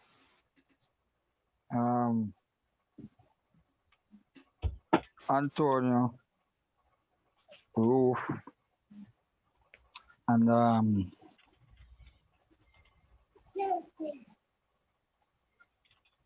that's a Boza. That's a Boza. I think you see Antonio and Boza. I think the man must play similar with them feed off of balls, Boza for some reason. I like Boza because he always find himself in some space where you just need a creative midfielder where have vision we can always spot him and just give him the ball. But him always there in some positions where it's like he just know where for there. some of the time when him not get the ball, it's like him kind of frustrated, like he make himself available. And if you watch if you watch him, the game them will play, most time if you watch him reaction, when him there in a space and I get it at times, you see like him kind of upset. Just look back in the games, the last 3 games that we play, and you see it. You understand? If always are there in some space where I think if we have a creative midfielder with the vision, can find him most of the time. And Antonio, you know, he has proven over and over that he's very lethal. Though he feeds off ball, he plays in a system where they feed him with a lot of balls. You know, so and I'm sure when him get a lot of balls, I'm sure him can be very dangerous. And I think roof for me. You understand? So them are my three.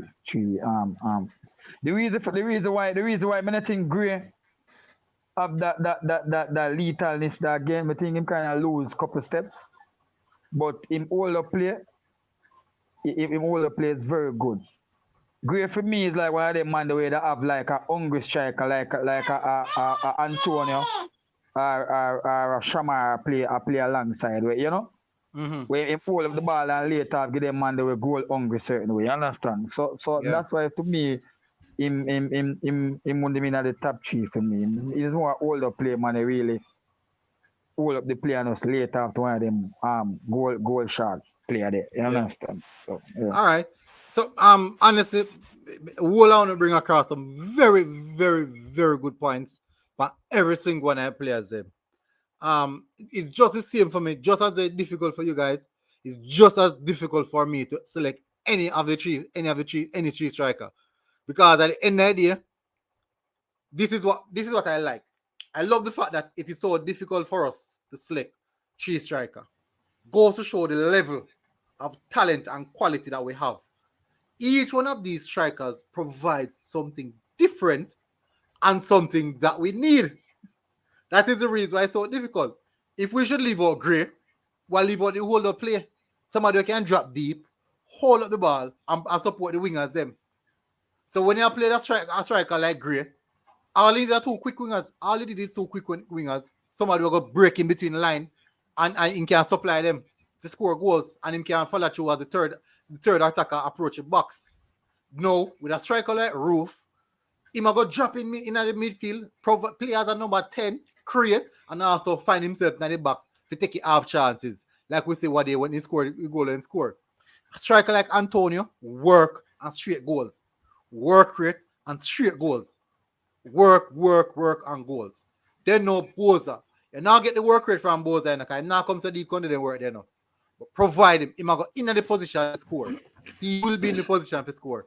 And as them say, as a striker, you have to be in the position, even if you miss, but make sure you did it. That's right. That is what Boza have. Boza have the natural striker instinct there. He have the striker instinct of Aubameyang. Always in the right position. In the take all the chances now. When always like a goal poacher. Fox in the box. No, for me. I don't feel like me answer the question still. You feel like me skip the one. Come on, talk up. You stay there. Talk up. You say what nice me military. Come in. Come in. You set up that question. You not pass this year one Rasta. No, sir. It's a good discussion. I mean, what's it? Where are you coming from? I mean, the only thing I can say is this. You see, the striker instinct that Boza has, more than likely will get that out of Antonio. So, if you're looking at it at a point of view that Antonio will be popping up in these areas as well, is he a more clinical finisher than Boza? Yes, he is. So, if Boza gets 5 chances and scores 1, Antonio, then you would say would score 3. So depending on how the training session goes, and you're seeing where Antonio is finishing more in the training, then you understand. So I'm thinking it's what we see the game now. We don't see the training. Training's key. Training's key. So at the end of the day, if Tapa sees where Antonio is finishing off in training more. But the thing, I don't want people to just say, all right, Mikel Antonio because English Premier League. You understand? And then say then just neglect Bowser because at the end of the day, Bowser is scoring in the Belgian league. You know. It's not Yeah. like he not Somebody's scoring. mic is open. I think I can hear some. So Is there hazing? Some Bowser is hazing? scoring. So to me, we have two. The thing about this, I think we have very good strikers, but it's just how to incorporate them. I don't want to throw Antonio in the games and play 90. I don't think he should play 90 back to back in both games. I think for both games, he should play, but not 90 minutes.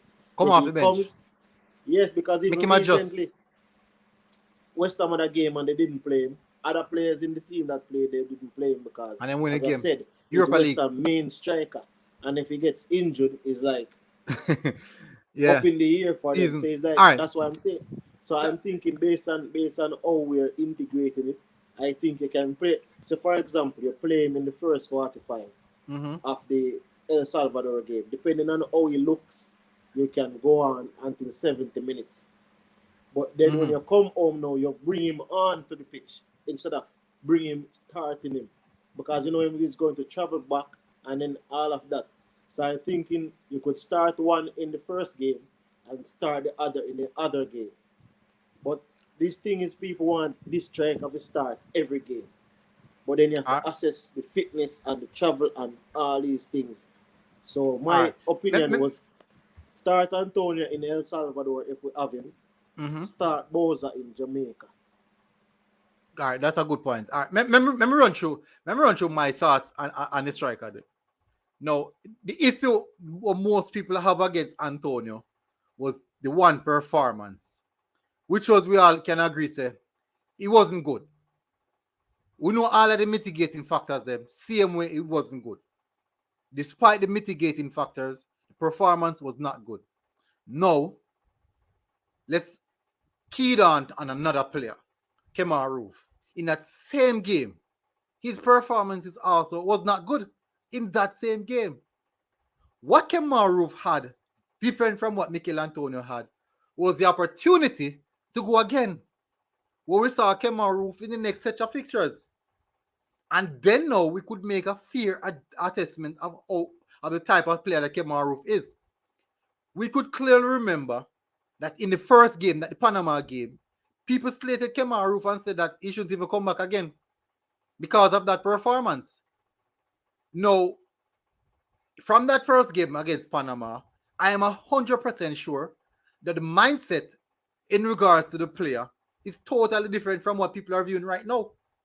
Because the last three games that we play, when people look at that work rate and also what he brought to the team, the link-up play, the work rate, link-up play, getting himself in dangerous areas, niggling the defenders, and also getting a goal. We could clearly say, but this man is quality. He just didn't get a sufficient opportunity. No.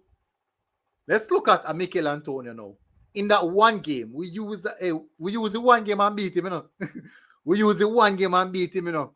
What if Mikel Antonio got the same opportunity that Kemar Roof had with playing 3 other games consecutively with the team, get the gelling right, like how Kemar Roof did, and banging even 2 goals? I'm 100% sure that our mindset got different now. And if you look on the records right now on paper, Mikel Antonio is our most lethal striker. His conversion rate is 72. Kemar Roof is 65. Andre Gray is 61. Bowser is 43. Javon East is 18. Who else? But he go lower and lower. He go right down. He go right down. But saying that to say this, each one of these players provides something different to what we want. And if we're going to say that we want a striker who's going to bully the defenders and take even the half chances, we'd look at a Mikel Antonio. We'll look at a Mikel Antonio. But remembering the turf, the pitch that Jamaica have, ball go bomb all over the place for Mikel Antonio. Because he's not that of a technical player. He's not that of a technical player. But put him on a pitch. Yeah. Yeah, question. Ricardo Fuller, Luton striker. Who's the bigger name striker? Bigger name, Ricardo Fuller. Okay. Okay. And Who have more who is goals? it? Shelton. Who have more goals in the national team? Shelton.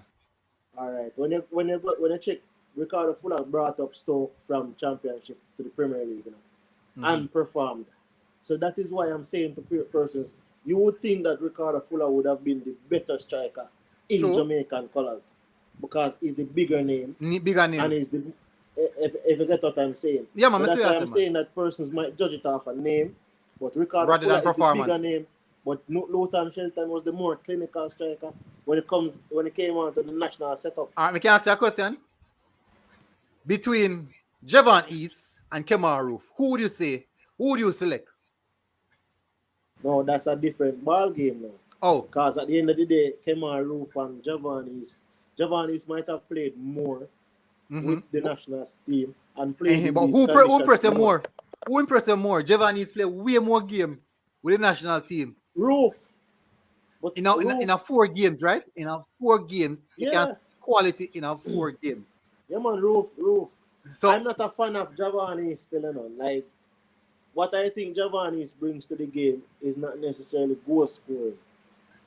And I don't want a forward in the team if we're not going to score. I I'm telling you, like, this might sound that way, but I don't think he brings goal scoring in these big games, in these CONCACAF, like these Panama, these Costa Rica, these Mexico, USA. I don't see him bringing goal scoring in these games. So to me, it's a no. I wouldn't even. To me, I would have given somebody else a spot. His spot in the squad. Did I give Mattox And a it spot, sounds bro? away. But I would give somebody else a spot. Because if I want to try even bring another winger. no, Mattox. Versatile. What about Mattox, man? I can't give Mattox. Brother, Mattox is a good farm, you know. Mattox are my baller, brother. But that's the thing now. And Matak's performance with the country. Whether you want to see it or every not. time. So, but I don't know if it's Matax or the other young guy named Nico Brett. That's Oh my word, man. You guys have just called the 2 names that. Hey, it's a good job me wake up at this time, you know. You get what I'm saying? Remember, persons talk about level of leagues and this and that. But at Yes, the end they of do. the day, Ball, man. Nico Brett is playing in a league that Flemings is playing in.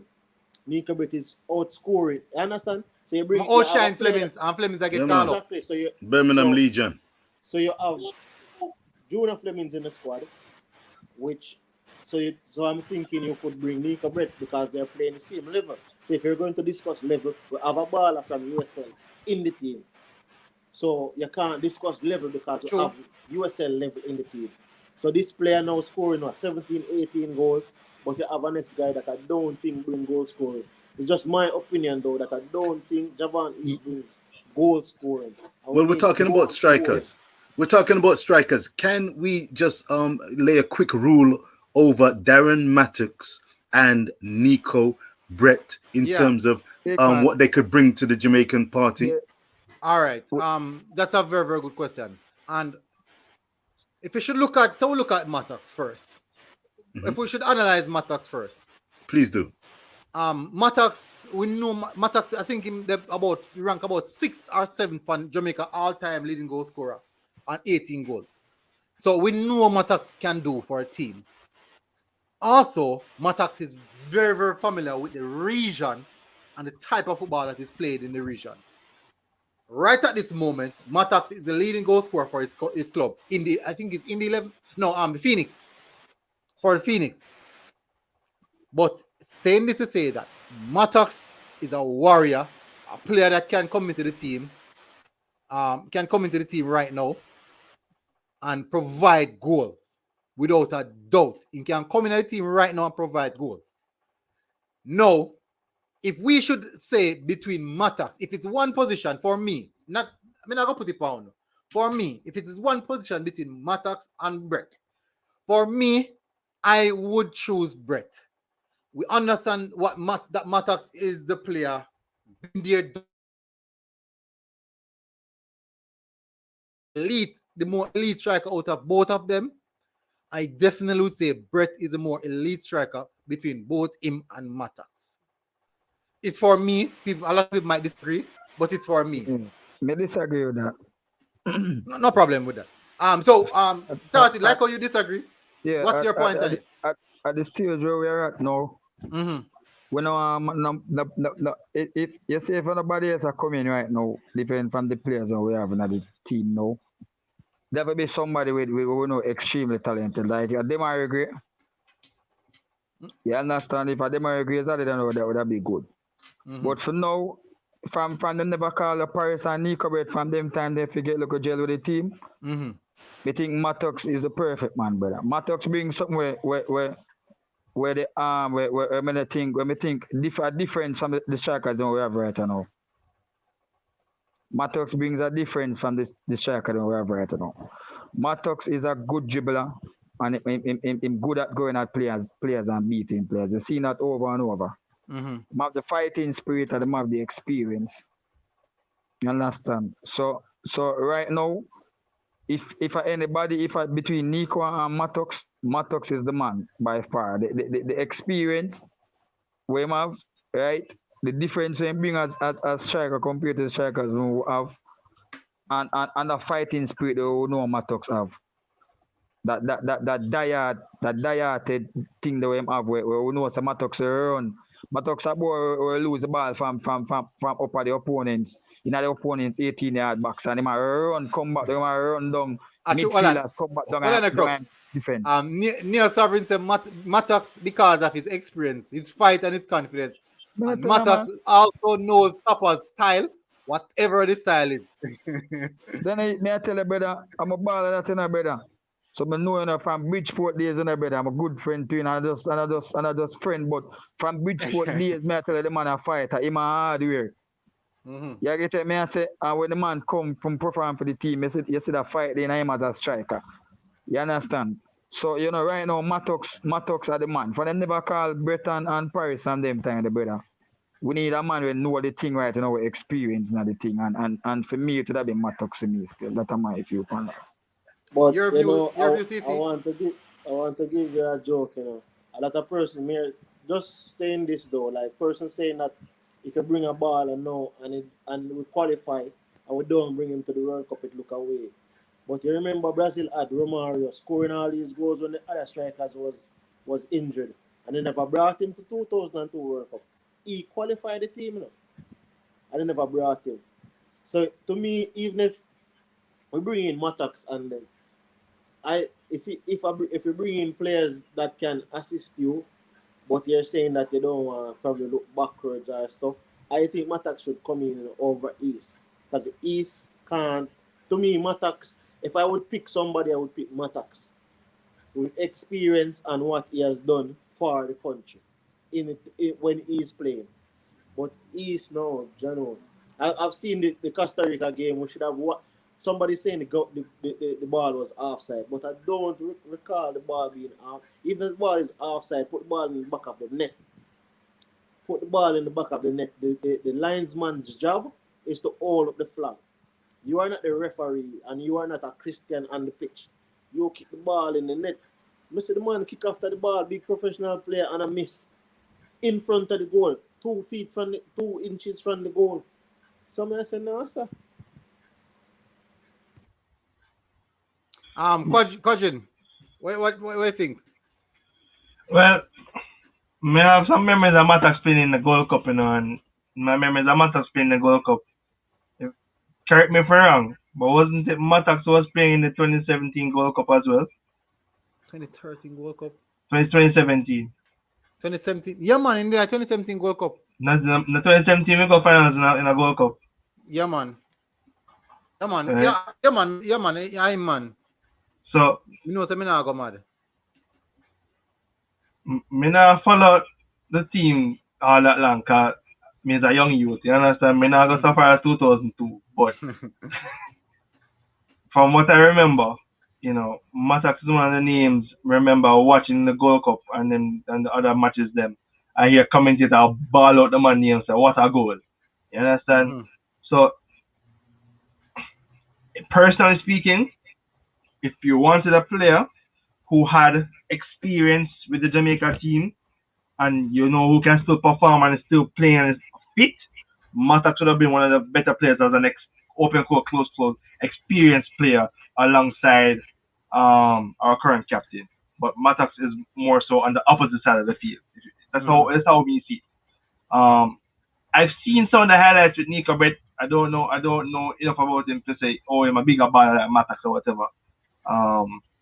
You know, but some things cannot be decided on stats alone. You know.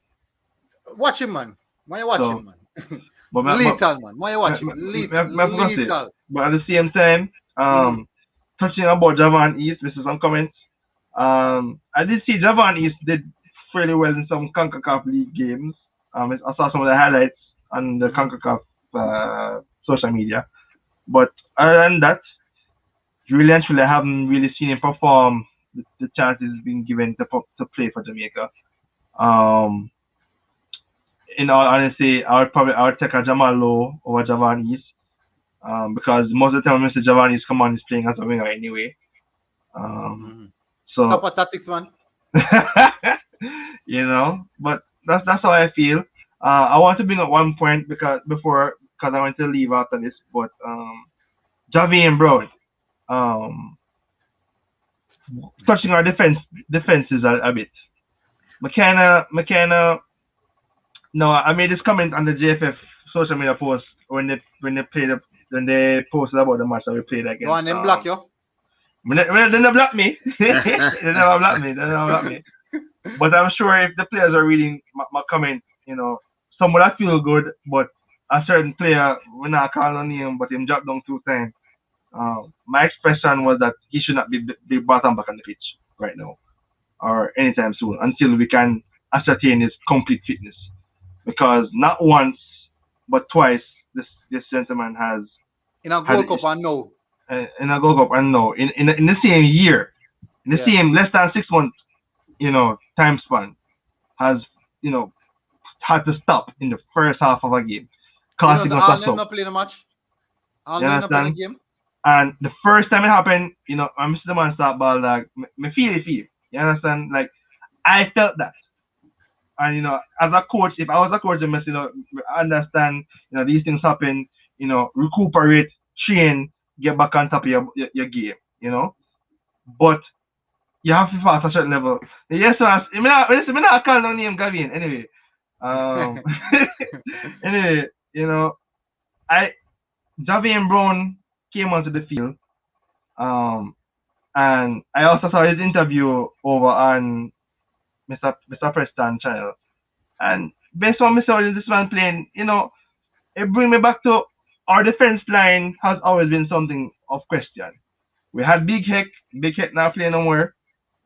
We have Maria for now. We still have Low, you know, we still have what did I get the name? I remember. But because we have Grant now, things have been much better. But at the same time, I still have to question what is our defense line. We're talking about striker, but half of the time, reason why we conceded goals in the previous matches was because our defense was absolute crap. And I'm going to put the blame on top of this because me used to hate Fisher, I'm not lie. But Fisher was being playing in a position that is clearly not designed to play. It became clear to me that Fisher was an attacking player, but he was being playing as a right-back player for how much match now and giving up or creating chances for the attacking team against us and giving up goals. I remember at least two times where, because of a lack of, I don't want to say competency, but competency in a defensive position, Fisher lost the ball or some, and a man score upon way. So moving the conversation away from strikers and bringing it back to the balance of the team and not talking about the defense, I feel as if, you know, from the look of Mr. Javian Brown play, and as a certified defensive player, I really feel as if him and players like him need to be played more often. You know? That being said, may go and listen now, but I have something for you. So, finalists, big up on yourself. Runa, it's a pleasure. Up, thanks for commentators, big up on yourself. All right. So Rich, you know, Mr. Richard. Full respect. Yeah, so it boils down now to Matax and Brett, you know, because the last thing I want to touch on, we're not going to further touch on the defense after we finish off with you and Matax and Brett. They want to touch on the Maggie situation, though. Wait, easy now, Laka. Well, CC. after Tomorrow your talk, evening, there's one me question. might run a show tomorrow evening. I will try to touch upon the Maggie. They have a few someone No, touch. there's a reason why I want to say one thing, and it's in regards to what Jose Mourinho said to Lampard when he just came to Chelsea. So that's why I was saying, I would just want to say one thing. If I could say it, then fine. If Same man, tomorrow, so I was saying that when Jose came to Chelsea, right? Jose said to Lampard, "Look here, you might be the best midfielder in the world, and said so on a lot of things and." In that moment, it's like when even Lampard was saying in that moment, he felt as if he was the best midfielder and he went out there and executed. I heard, like, I don't want to say Tapa said this or that, but sometimes he's saying that the creative players are lazy, right? So I'm saying if you're the coach, psychologically, if you come and hold Maggie and tell him, say, here we go, your passing ability is great, this is done that, none of them boy and a CONCACAF can't hold the ball. Them no good like your shows. Like tell him things where you know say you want him go out there and get funny when after him come and say, oh Maggie, watch you know. And tell us that the boy no good like you, so you have to make him take a back. Then these things make the player get aggressive and make the play because you're boosting the player's morality. So to me, if you're saying these things, because football is psychological effect as well. Are good. Very true. Very true. Yeah,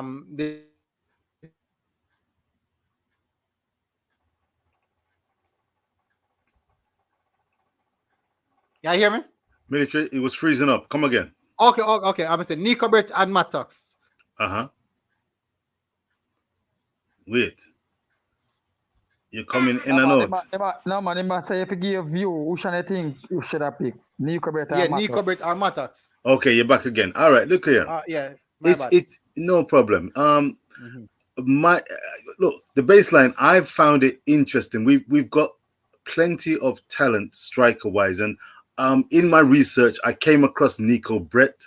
I went online. I've only seen highlights of him. He reminds me of one of arguably my favorite striker of all time, Romario of Brazil. Nico Brett, electric. He looks like he's got a natural instinct for goal. Now, I'm appreciative of the fact that he's playing and operating out of the USL, and he's not had a call up. So I just found it interesting that this guy is Jamaican, available for Jamaica, and is yet to play. So I'm not saying he's going to come in at this juncture, but it's really interesting. Back to what we were saying earlier, military, in terms of, is this our best chance of qualifying for the World Cup? I think under Tapper Whitmore, we've been going in a certain direction, and for some reason, the likes of Nico Brett has not had a run. And it's interesting because you can't play all your strikers and your best players in one go. But Nico Brett, from what I saw, simply, I mean, yes, he's not a target man in the traditional aspect, but nor was Romario. But my goodness me, Mr. Brett, I like what I see, and I liked what I saw. Electric eel, good clinical finisher. Looks like he loves scoring and has an eye for goal. Mattox looks like a hard-working player. I thought he's impressive. Good work rate, very good work rate. Also an eye for goal. A box-to-box guy, can actually find himself in the box, and can also lay off passes as well. Maybe he might lack a little something. I'm not quite sure if he's got the X factor. And I heard that he had a bit of a is it attitudes-wise? Is there was some kind of attitude issue, shall we say? I don't know. Can you shed any light on that? Well, with management in general, I don't know. I just heard that was the word on the street. Word in the street is that both Mattox and the coach just don't see eye to eye. That's word in the street, eh? Okay. I can't say 100% that is the situation. Right. But yeah, I like the way you bring that. Go ahead. And he's a very, very hard working player. Looks hungry. it. Yeah. Always hungry. But I believe that Nico Brett, natural goal scorer. Like Shaman Nicholson, find himself in position to score, and he will score. So we're going to touch on the last thing. This is the last question I'm going to ask you guys, because it's late now, and I assume that most of you guys I want to sleep. Every time that me said, I cut to show people start cussing in the chat. Because for some reason, they always say me show them too short. They always cussing say my show them too short. Oh, But yeah, sir. yeah, what part of show will run for hours, so Yeah, man. we don't necessarily have to go for hours as well. No, sir. Variety is the spice of life. Yeah, man. So come Exactly. in. Yeah, man. All right, so I'm going to start off. This is where we touch on the defense. My question is this. As I brought up this earlier in the conversation in regards to a team defending, do you believe that the reason why our defense is so poor could be the reason that it's not that we have bad defenders, but because we are always depending on defensive, to be defensively. 90% and 88 minutes of the game, we're expected to be defending. No, that means that's a tremendous amount of pressure mentally on our defenders. And at some point in time, our defenders can crack and one error can lead to a goal because we are always under so much pressure. Now, is it a case in which our defending is poor because we're always under pressure, or our defending is poor because we don't have good defenders? Let me start off with you, Crooks, first. Defenders are poor because we don't have good defenders, or is that because we're always defending?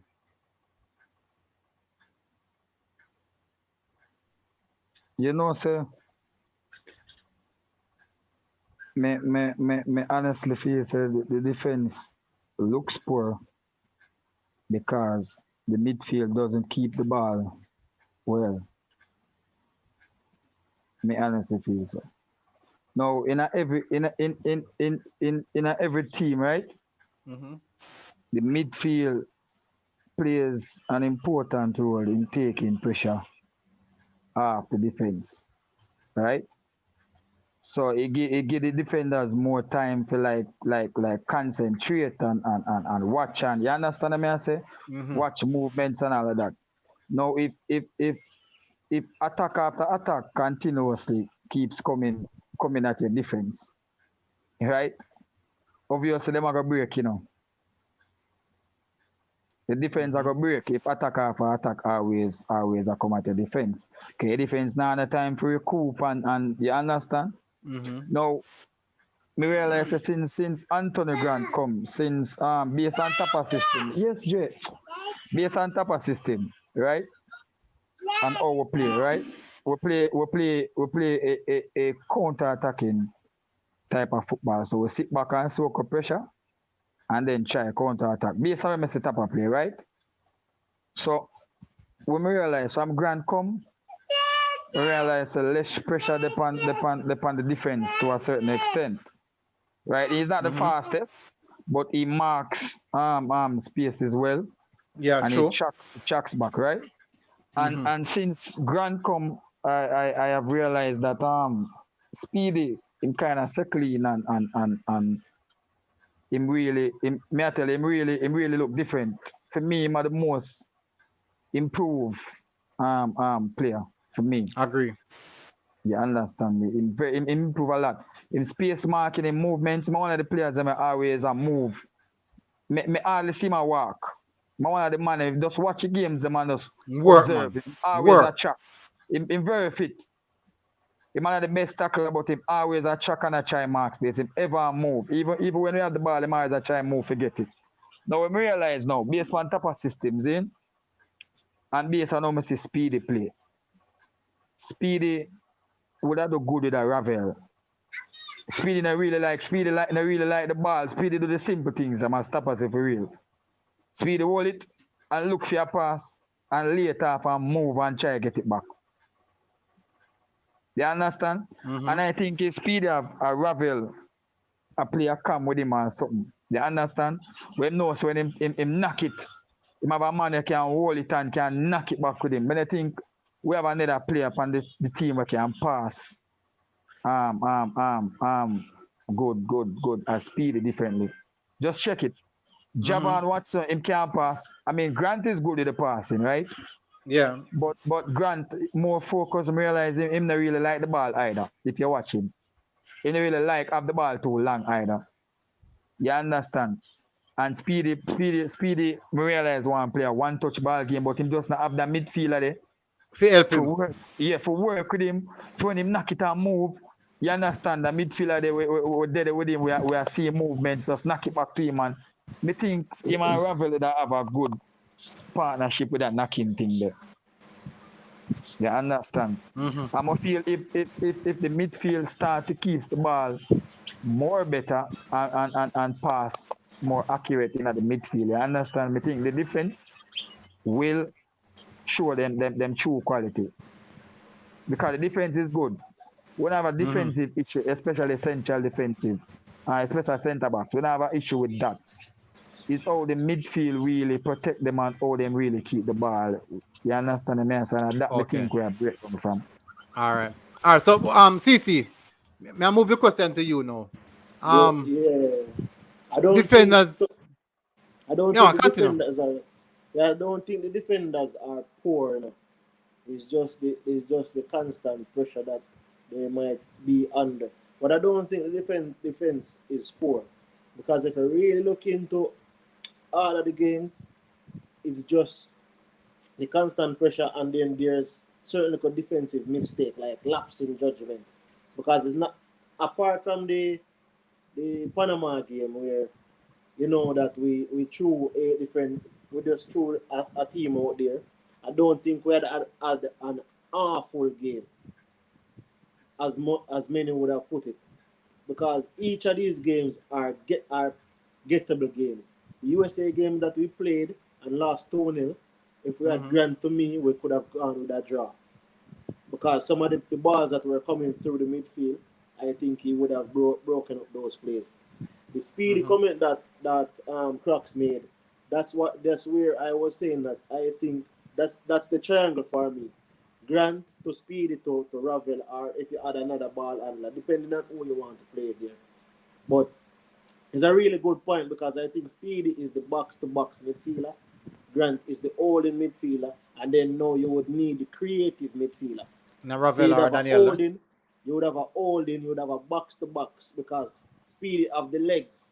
Grant don't have the legs, so Speedy have the legs. So Speedy will do all of the distribution for Grant. Grant would break up the play, give it to Speedy, Speedy find Ravel or find the next player. But Grant is the man who is going side to side, breaking up the plays and covering the defense. So to me, the defense comes under pressure when Grant is not necessary. When Grant is playing, you can see that we defend better. But when Grant is not playing, depending on who you put in there, if you put Javon Watson in the midfield, you know the defense is coming under pressure, because Javon Watson don't have the legs. If he makes one tackle, he can't make two tackles. While Grant is like 34 or up in age, Grant is playing consistently, and Grant is playing in the league, so his fitness level is at an higher level than Javon Watson. So you can see when Grant, even the game previously, that you see when Grant fell on the floor, he was getting up back and he was hustling and bustling. So his reaction time is quicker. But when you put somebody like Speedy beside him in the midfield, Speedy will do the running up and down, like collect the ball from Grant. So Speedy to me is the link between Grant and the attack. So Grant is the one that is collecting the ball from the defense, linking it with Speedy. Speedy linking it up in the attacking area. So the defense for me is not necessarily poor. It's just for Tapa to find the right organization. And then I think Fisher, to me, if it was me, I would play. Which wing does Fisher play on? Because I think Leon Bailey can play on either wing. But I Fisher would play right back. Fisher. I would Right no, back, but they I'm make him saying to play. you that I would play Fisher as an attacking winger. Based on the goal that I see him score, and in the transition, I'm playing him as an attacking winger and playing a defender behind him. Because if you can score like that and you can cut in off that, I am giving you the opportunity to show me in the next game. So I would play him as a winger and play Leon Bailey on the other wing as a winger as well. Okay. All right. Some good points you guys bring across. Mr. Richards, what is your take on our defense line? As I said, is it that we're consistently under pressure, which makes the defense look poor, or We just need better defenders. The first point, without question or hesitation, because the team is operating in a way and playing a system where they don't have as much possession of the ball. They are constantly defending, or they're defending far too often. Without question or hesitation, military. That's the answer. And I tell you something, if I could bag, full respect to your questions tonight, military, full respect, if I could bag the last few minutes of the answers to that question you've laid, these two panelists, I salute, and I salute you for allowing them the opportunity. CC, listen, beautifully said, beautifully said. Can't add anything more to that. Mm-hmm. Absolutely beautifully said. CC dovetailed into that midfield conundrum, which goes back to what we were alluding to in terms of Jamaica and how they want to play. So The that balance. triangle, the back to the balance. So hearing how there's been ringing endorsements and descriptions describing of Speedy Williams and his abilities and his improvement, what he brings to the game. Looking at the strengths of Anthony Grant, looking then at where best does a man like Ravel Morrison fit in. If he does fit in, if he does, where does he fit in to get the job done? Because defending as a team, great. Defending as a team and having that midfield to help buffer through whatever actions, whether it's breaking up possession or maintaining possession, and ball retention, that eases the pressure on the defense. But then it's that transition, and what do we want to do, and what do we want from a midfield in terms of output? Do we want that creative fluidity? Do we want DJ playing his part? Do we want Speedy Williams being able to be involved in 1-2s where he now becomes part of the attacking options? And do we want the ball to be shifted out to the wings where the likes of a Damari Gray or a Fisher, a Taxi, what do we want them to do? Bobby Reed, do we want them then to have instructions of cutting in or going wide, crossing the ball, going wide, cutting it along the floor, or going high to the awaiting moving Boza or Mikel Antonio? So that balance, it comes back again so beautifully put me military in terms of asking the questions there.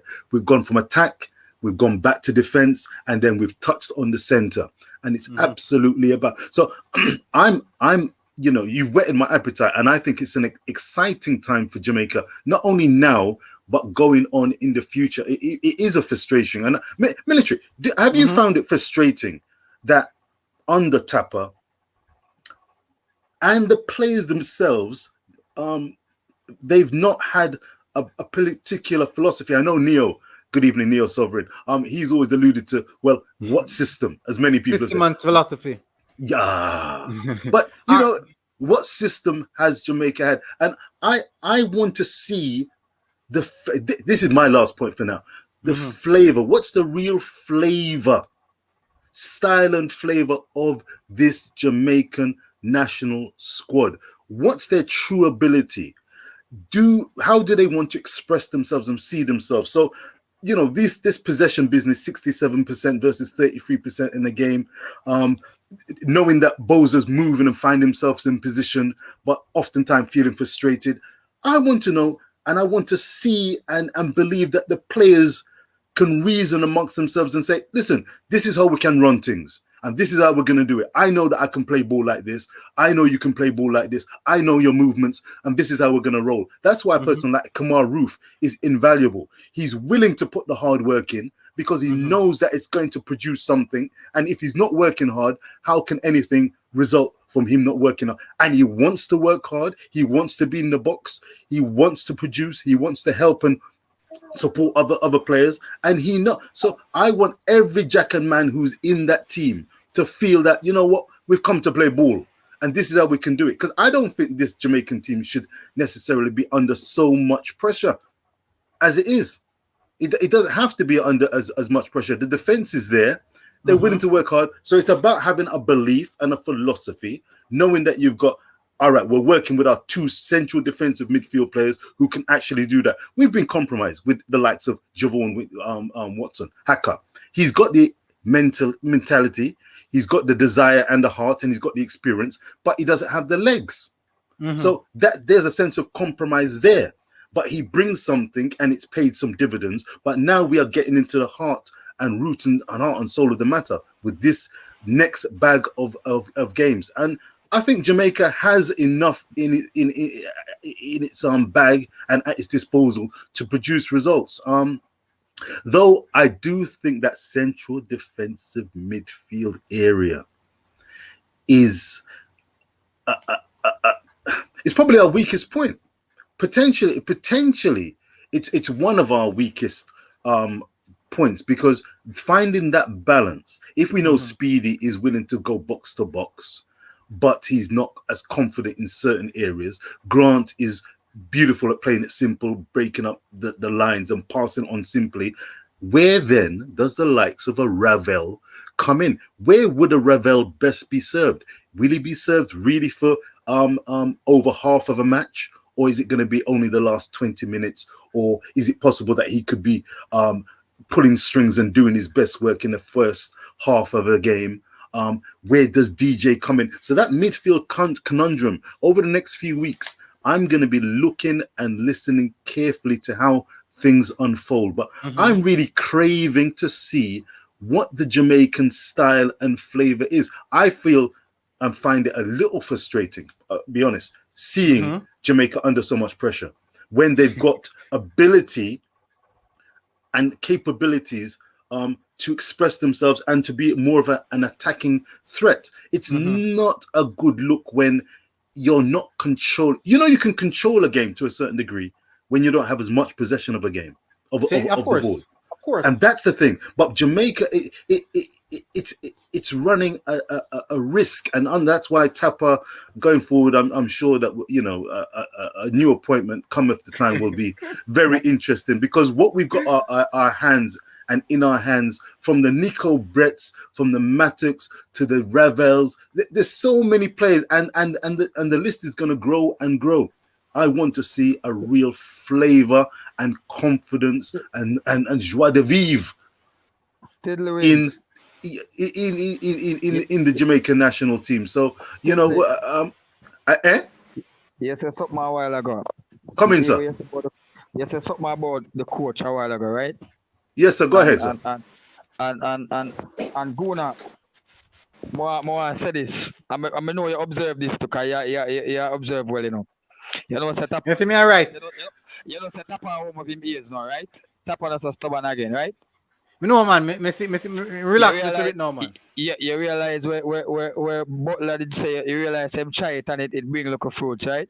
You realize we've been begging for a 5-3-2 formation, we're changing to a 3-5-2. And you realize the Tapa same change the formation at the Honduras game to a 3-5-2. You realize? Yeah, man. So he might listen to it, brother. He might open up his ears, and that's the good thing. And we see say when we are talking about foolishness, him say football play pan media and social media. But he must show it bits by bits. I me I tell you, I don't know if you observe. Because in the interview, he said change. Observe it, man. Yeah, in the interview against Honduras, right? He said realize what going on and him change to a 3-5-2 formation. Remember, I just know we are talking about this in Gouda, right? On the different platforms, you understand me? And if you look on the players, them have you know, right, Guna? That are the system for we, brother. Because I want one defensive minded wing back we have, you know. And Amari be like, not taxi, what name? Wizard, you know. Yeah, because Powell, if you notice Powell like dribble. He like go forward and take on people. Xavier like go forward and take on people. Do you understand what I say? Taxi like go forward to square the ball them. Greg Lee like go forward to square the ball them too. You understand what I say? So the only man who have when really go forward much or more defensive minded as wing back really is Wizarding. You get me? I say. So you see that 5-2-3-2 formation, the better based for the lethal strikers we have, and the different qualities with the Andre Gray with a good hold up play we can lay off. You get me? I say.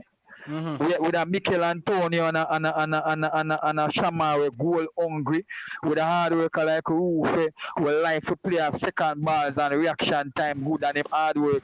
So we have different levels of striker and the strikers them they perform. So we can afford to play two striker. We can even bring in a Jamal Low or a Bailey and have them to a play. You understand me? I say? Yeah. In a striking role, we want the striker them. And the wing backs and what have you know when we attack them move up and create the option the wide outside. We can have fluidity and more creation. Because you know we realize when we play the 4-2-3-1 formation, see?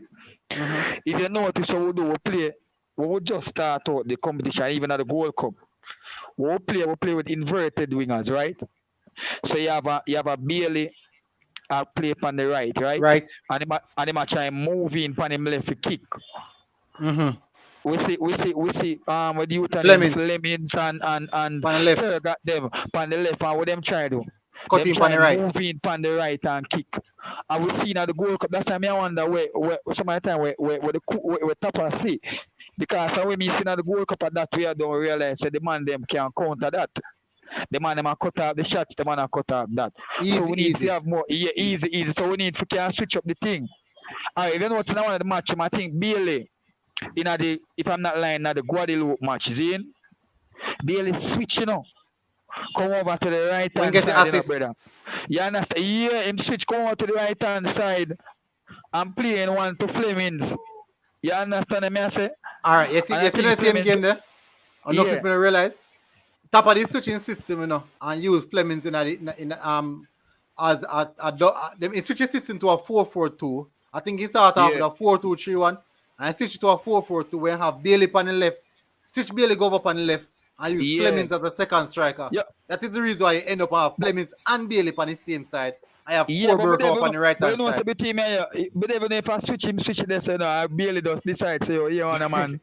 I get locked down on the right too much. I'm go over on the left. But we need to have that fluidity there. In the Gold Cup, brother, you can count on on the cross, so we give up with strikers them and notice Roof good for him head. Shamar is a good header of the ball. Antonio is a good header of the ball. Even my boy name is good. So we need to utilize the strikers them and the players them to them ability. Alright, so now we see clearly say you see that 3-5-2 formation they were Tapper doing at the Honduras match. We don't have much possession, you know. But one of the time I come the man they make one of the time I come the man they make a 15 to about 20 pass. I mean I say Jamaica they have that in them. You see the man they make in the Honduras match, I don't know if I me alone see it. The man they make couple pass. Well I mean I say Jamaica could have do that. Yeah, man. And the first now long when I see the man them hold the ball and make over 10 pass, brother. So just imagine we have the creative man them in the team we can, you understand me I say? And the man them cross the ball more in another match there too. So you know you get Honduras, I cut it, when I come just I say this, you get Honduras. Whole heap of thing for a thing, bro. Because we have man in the head of the box we are wait for the header. And can get a true pass, and then we have the wing back them in a Fisher where I run wide for try get it wide for square in. So you get teams things for a thing, bro. When the one shot minded and players realize the teams realize that this them do a mark you out. We not read it too. Become predictable. Yeah. You understand me? I say so that 3-5-2 formation they really kind of confuse Honduras and away and all Honduras get some good chance. Actually, they not put it to still, you know. Kind of that game them I think Damian Lowe was a worst player, brother. But they know about nobody else. Well, no, you're talking. You're talking. Beautiful tail to the show there. You're talking plenty of sense there, sir. Beautiful show. All right, so people, beautiful show. 2.5 hours now we're here, and panelists, me never have to say nothing because you guys really run a show. Love the football in reason, and let me finish off. And the last thing we touch was the defensive line. Based off of all three panelists, what you guys said, if the midfield is a major issue. That is the reason why the defense has suffered so much.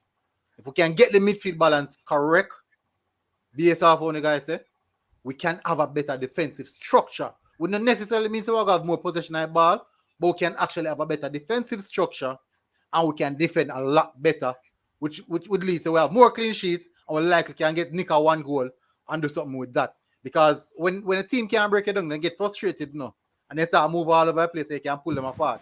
But panelists, CC, Skyward Cracks, and Mr. Richards, massive respect. Thank you guys for coming on. Everyone in the chat, really respect. I did enjoy the show. This was a really, really good show. Everyone who tuned in, a lot of respect. Hours late. People have work tomorrow.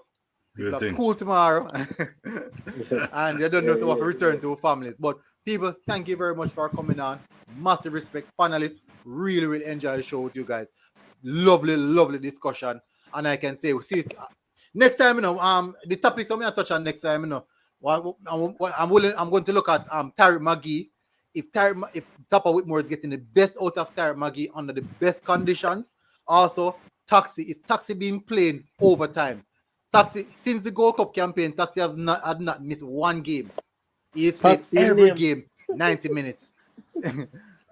Taxi run day and night. Exactly. Soon done robot. Yeah, and night service. We're going to touch on system and philosophy, as Mr. Richard said. We're going to talk about that.